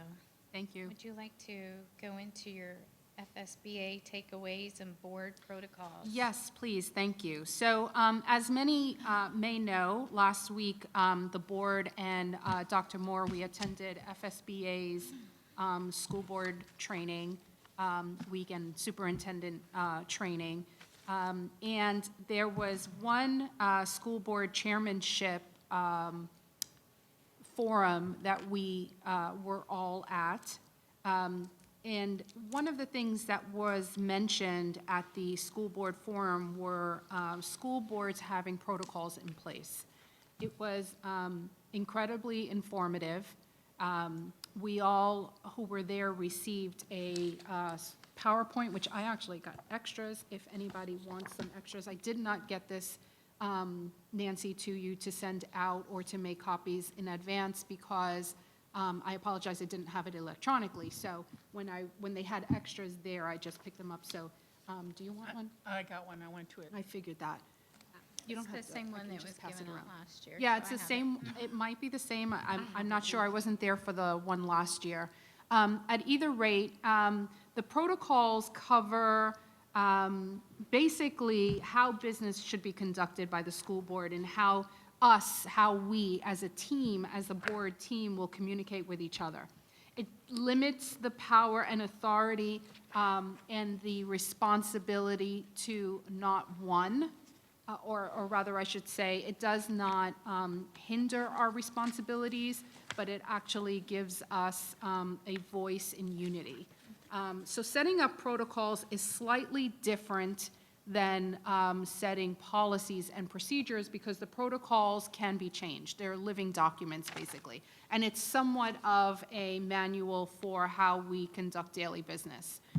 Things like, you know, how do we respond to emails, or how do we address Dr. Moore or anybody else who has, you know, a title to their name.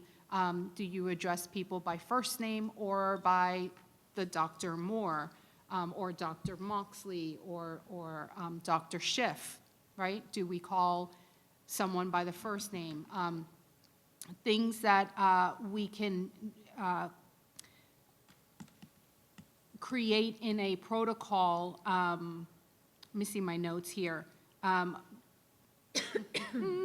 we articulate our needs. Developing protocols can be traded out or included also in our master board training when we do get master board training for one of the topics that they offer. So if, I don't even know what they are, but they mentioned that if we wanted to include how to create protocols, they can include that in the training for us.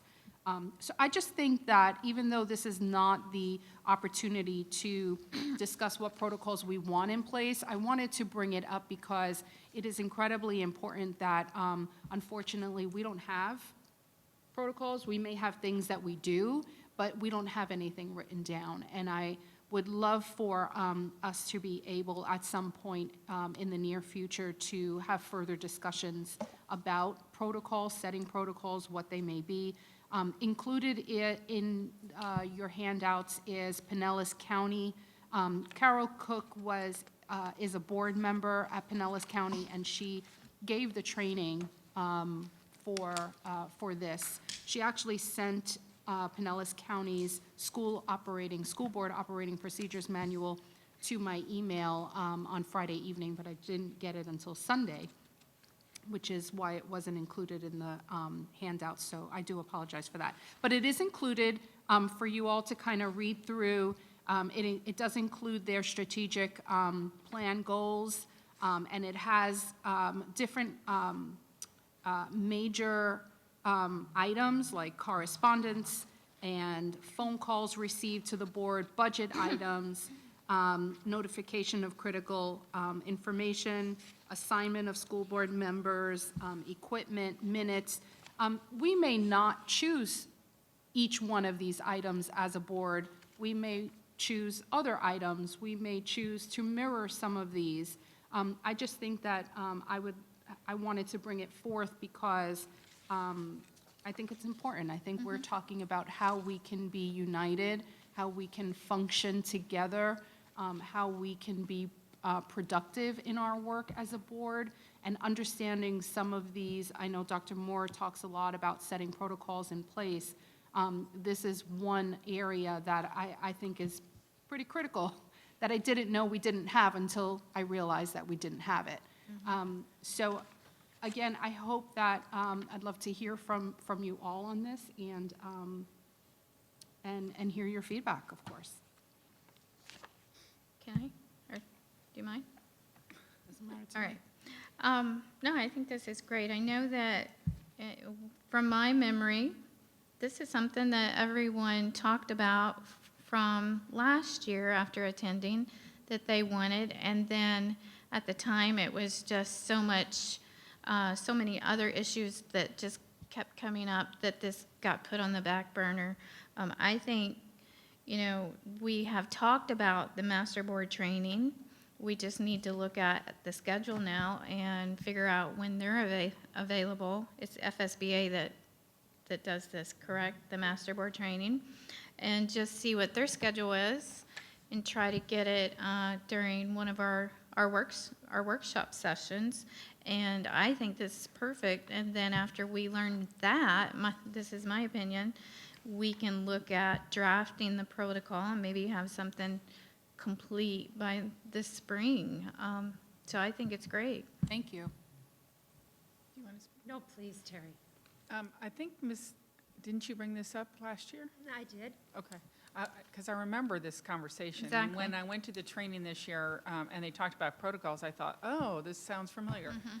But I also like the fact that they have a manual.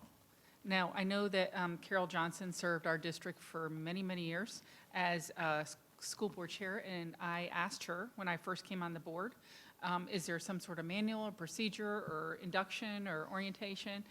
And she said she had written an entire manual and left it here, but no one seems to know where it is, and we have no idea what happened to it. So some of the stuff that's in this manual, I think we really need this information. As a new board member, it would have really been nice. The other thing I like is the topic request form. I don't know if you're going to That specifically. was from Carol. Okay. And that school board workshop topic request form, I think is really nice because it keeps us on target with our strategic plan. The process for election of school board chair is a new person. I didn't know how this goes unless you watch video. And I did include something because I went to a topic and it's off of what you're saying, but I just wanted to make sure why you got this.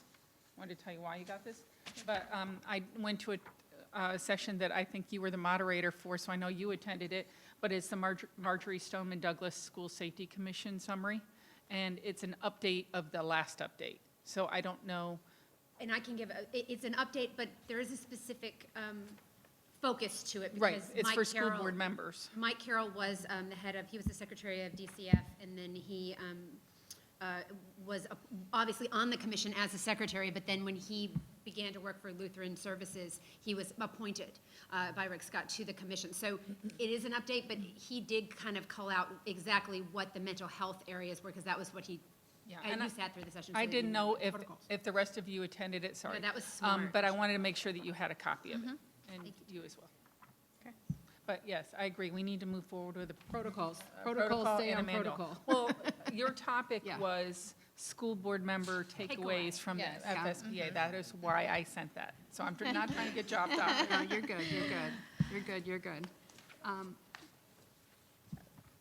Dr. She Schiff there? has said that she does not want to speak. So, Dr. Schiff? She's here. Are you there? Did you want to speak? It's basically a yes and a yes. Okay.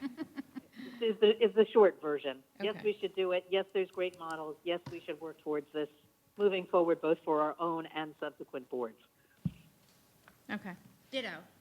So what I would like to do is call them and try to get their schedule, and are we?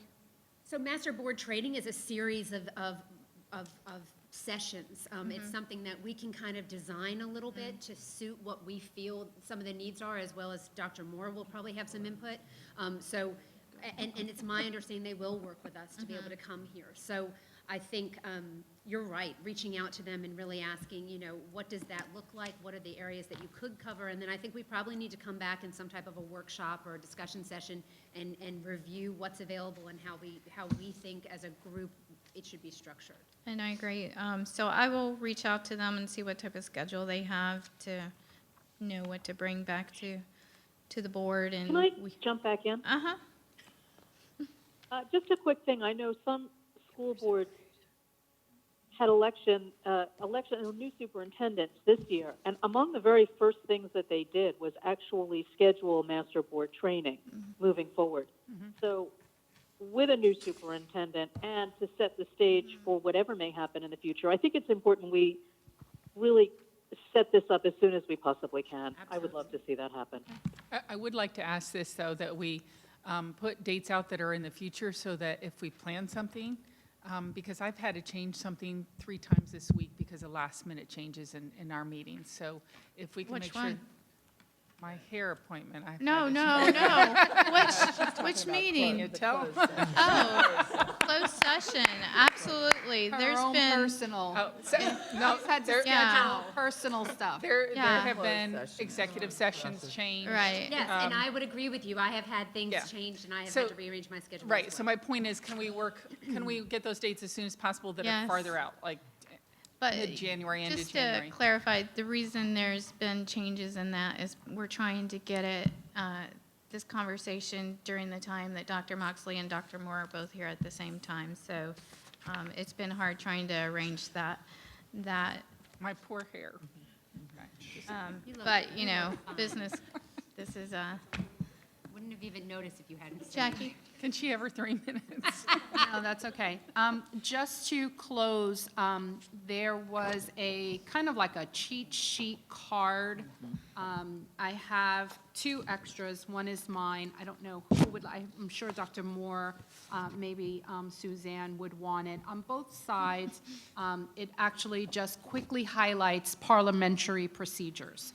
Sort of like a quick go-to in terms of how do you close a meeting? If you want to close a meeting, what do you say? Is there a second that is needed? Should there be debate? Should it be amended, or could it be amended? And then what is the vote, whether it's majority or 2/3? And the neat thing about this, it's on cardstock. The neat thing about this is I actually think we should have this all on our tables, just as a quick reference. Have you not seen mine sitting I in bring my front of me? Robert's rule, I bring my book. We all No. attended that last year. They gave it to us. Okay, I did not attend it last year. Parliamentary procedure? I did not attend this last year. Oh, I thought you. I thought Yeah, we I were all think you there. were. Yeah. I wasn't at the chairmanship No, training. that was at the parliamentary parliamentary. Okay, but I didn't get this last year. Okay. This was handed out to us today, last week. I think it's a great reference sheet. If not this, I actually thought some of the PowerPoint to-dos in here are pretty good too, maybe as like quick index card references. But no, I did not receive this last year. This is the first time that I've seen it, and I think it's a great tool for us, even for Nancy as well, just to have. This is the kind of stuff that would have been very helpful during an orientation, the way that they explain a full school board orientation when you come on board. When we came on board, we had a conversation with Mrs. Diagresta, but it wasn't the kind of orientation that you would have with, as a teacher, a new teacher coming on board or a new staff member. It's very different. Scarier. Just saying. So I'm glad that it's well received, and I look forward to creating some of these systems for us. Okay. Is that it? That's it. All right. All right, we're going to move on to the last item for communication protocols, but I'm just going to highlight some areas that I feel like we need to work on together. Obviously, we're going to talk about this during our master board training and then when we come out with our protocols, but there's some areas that I'm noticing that we probably need to come together as a board on this. One item that has been brought to my attention is that we need to make sure that Nancy has all the right numbers for the board members. I need to make sure that the cell numbers are right, and I would request, I know you're looking at that, but I believe, because I read your face over there, I believe you were issued a cell phone, and I think Dr. Schiff was issued a cell phone, and then the cell phone changed, and so I want you guys, I don't know what your district cell number is, so I want you to make sure. It's on the website. Okay, but that's another thing. I want you to make sure that the cell phone that you have is the number that matches the website. And also something that had happened to me, I believe, about 1.5 years ago was my actual number that was posted on the website was not the number that was on my business cards. And so, as we're talking about communications here, I want to make sure that you guys go on the website and make sure all those numbers are right. If they're not, we need to make sure that Nancy has the correct information. Secondly, Mondays and Tuesdays before a board meeting is so, there's always something that's coming up and things that could be changing. And if the superintendent needs to get a hold of you, or Suzanne needs to get a hold of you, please. I have my district cell phone and I have my personal cell phone. But when it comes to Mondays and Tuesdays, if I have to leave a phone at home, I'm going to leave my personal phone at home, because people know how to reach me on my district phone from my family if they need to reach me, but it's imperative that everyone can be reached on at least Mondays and Tuesdays before the board meetings, because there's some things that come up, and if Dr. Moxley or Suzanne needs to get that information to us, and I don't want you guys to come in here and be blindsided by maybe a change of information or something new that's come up. So I just ask that on Monday and Tuesdays, please make sure that we have an open number that you can be reached on, and if you don't always carry your cell phone, if there's an emergency number that they can reach you on, please make sure that they get that. Another recommendation I would have is that, because things are constantly changing with, things come up and we just aren't even preparing for it, is that something that I try to do is I try to call Nancy every single day. Anything up, anything I should know about. And sometimes there is, and sometimes it's just a good communications to stay on top of what's going on, so that you're not waiting to get your information when you come to these meetings or when you're over at the district. You're getting that firsthand knowledge. I know sometimes I'll call Nancy and I'll say anything up, anything I should know about, and she would say, oh, you need to talk to Dr. Moxley today, or she'll guide me. It's just a good practice that I have, and I would just recommend that that the board members try to reach out to Nancy at least once a day to make sure that they're in touch with what's going on. Not that you're not, but another item that I've noticed that has come up and how we can help each other is sometimes our voicemails get full, and we don't know that. We don't know that our voicemails are full. So if you get a call from an individual saying, I can't reach Mrs. Zort because her voicemail is full, if you would please notify Nancy and let her know that my voicemail is full, I would appreciate it. And that's the same if I was to hear that about other board members, I would want to let you know that your voicemail's full. And I have heard that from some constituents, that they have tried to reach board members and their voicemail's full.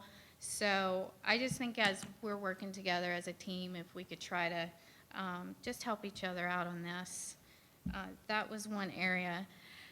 Another area is I try to, board communications, I try to meet with Dr. Moxley, and I did with Dr. Rundell once a week on Fridays. I know with Dr. Moore coming on, I think it's important that we all try to get our time set with you and work with your schedule on that. And I think that's probably a conversation that you've probably had with board members and trying to get that. Yeah, okay.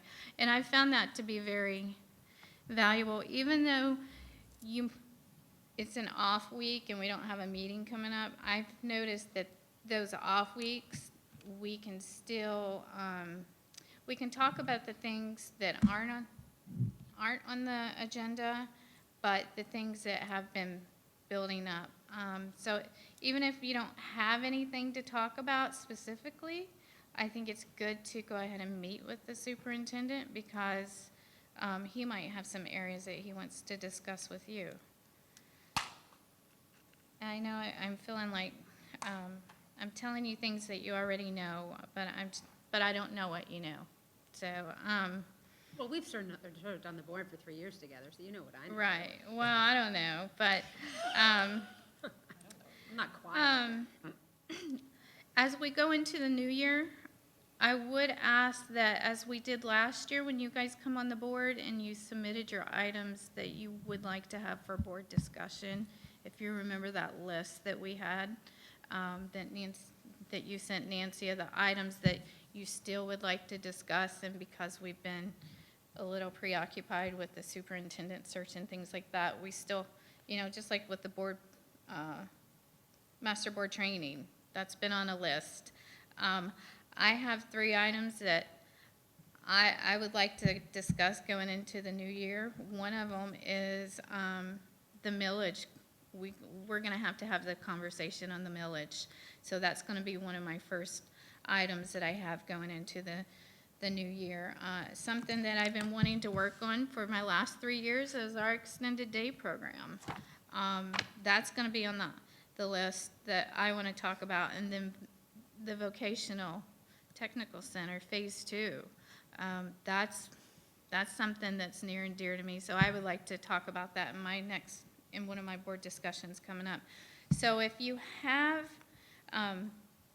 any items that you would like to discuss, if you could send those to Nancy, and perhaps if we have a lot, and then we could try to have a different day that we can really tackle all these topics, and not have to wait, until the summer to actually get to your items, because as you see, it's one item per month. We're not getting to really have a full conversation here. But anyways, that is really what I wanted to talk about. I think Jackie really hit it with protocol, and we can go deeper into board communications at that time. But these were some areas as board chair I wanted to discuss on our communications right now, that I'm seeing some areas that we could work together on. Okay, any? No? Mrs. Justice, you seem? No, I have no. I think wonderful information. Thank you, Mrs. Sork. Oh, you're so welcome. Okay. I will say this, I'm not sure if it was me that had the voicemail issue. No, but I do have know, it too. Oh, okay, because I have found out that my Uh-huh. phone number was going to somebody else. Right. And I think they've corrected it, but I wanted to say that for the record, 'cause I Mhm. wasn't trying to ignore people. Mm-hmm. And also, another topic that somebody keeps bringing up to us, and we need to fix this, is we have a great filter on our email system, to the point where we have to keep checking our junk mail, because people, if it doesn't recognize a name, like if they use a different acronym, like FCAT changes or something like that, it sees it as junk mail. So. So you get a it's- phone call from a constituent saying you might want to check your junk mail. 'cause Right, I see. right. So I just want to say that you might want to regularly check your junk mail. And I know Dr. Schiff has expressed that as concern as well, and people don't realize that it really does happen. So just to put that point to the most ridiculous place, there were actually emails coming from Bill Posey's office regarding one of the art programs, and they were getting caught in the junk mail. And I was waiting for you, so, yeah. It was a government address, and I got it. All right. Do you have any items? Do you have anything you'd like to share with us?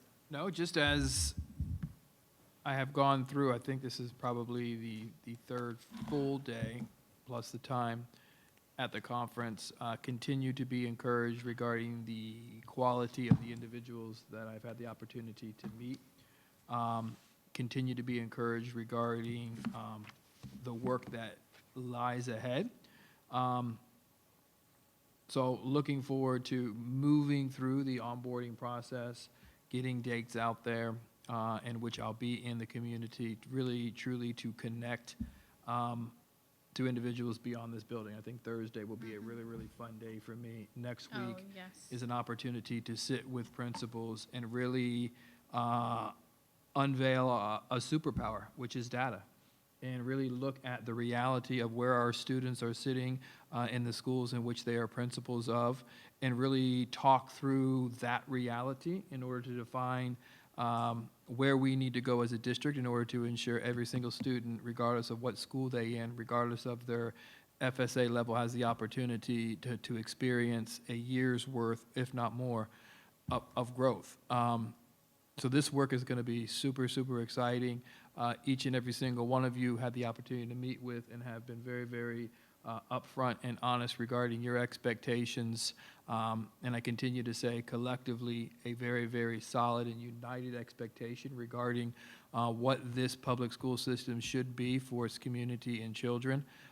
And looking forward to going through the break, actually getting out of Miami, getting here, which will be December 30th. That will be the day I will be permanently here and getting to work, moving into this new school year. So super, super excited about this opportunity and just ready to move beyond onboarding and really get to the business of teaching and learning. Thank you. Dr. Moxley, we're going to do this tonight too, but this is our last workshop with you. And it's been a joy It's been a pleasure. to work with you. Would you like to say anything? No, I mean,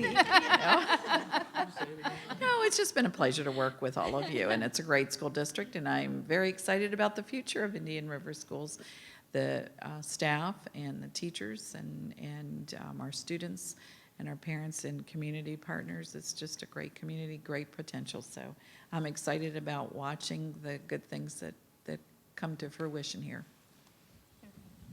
All right, thank you. And Susan?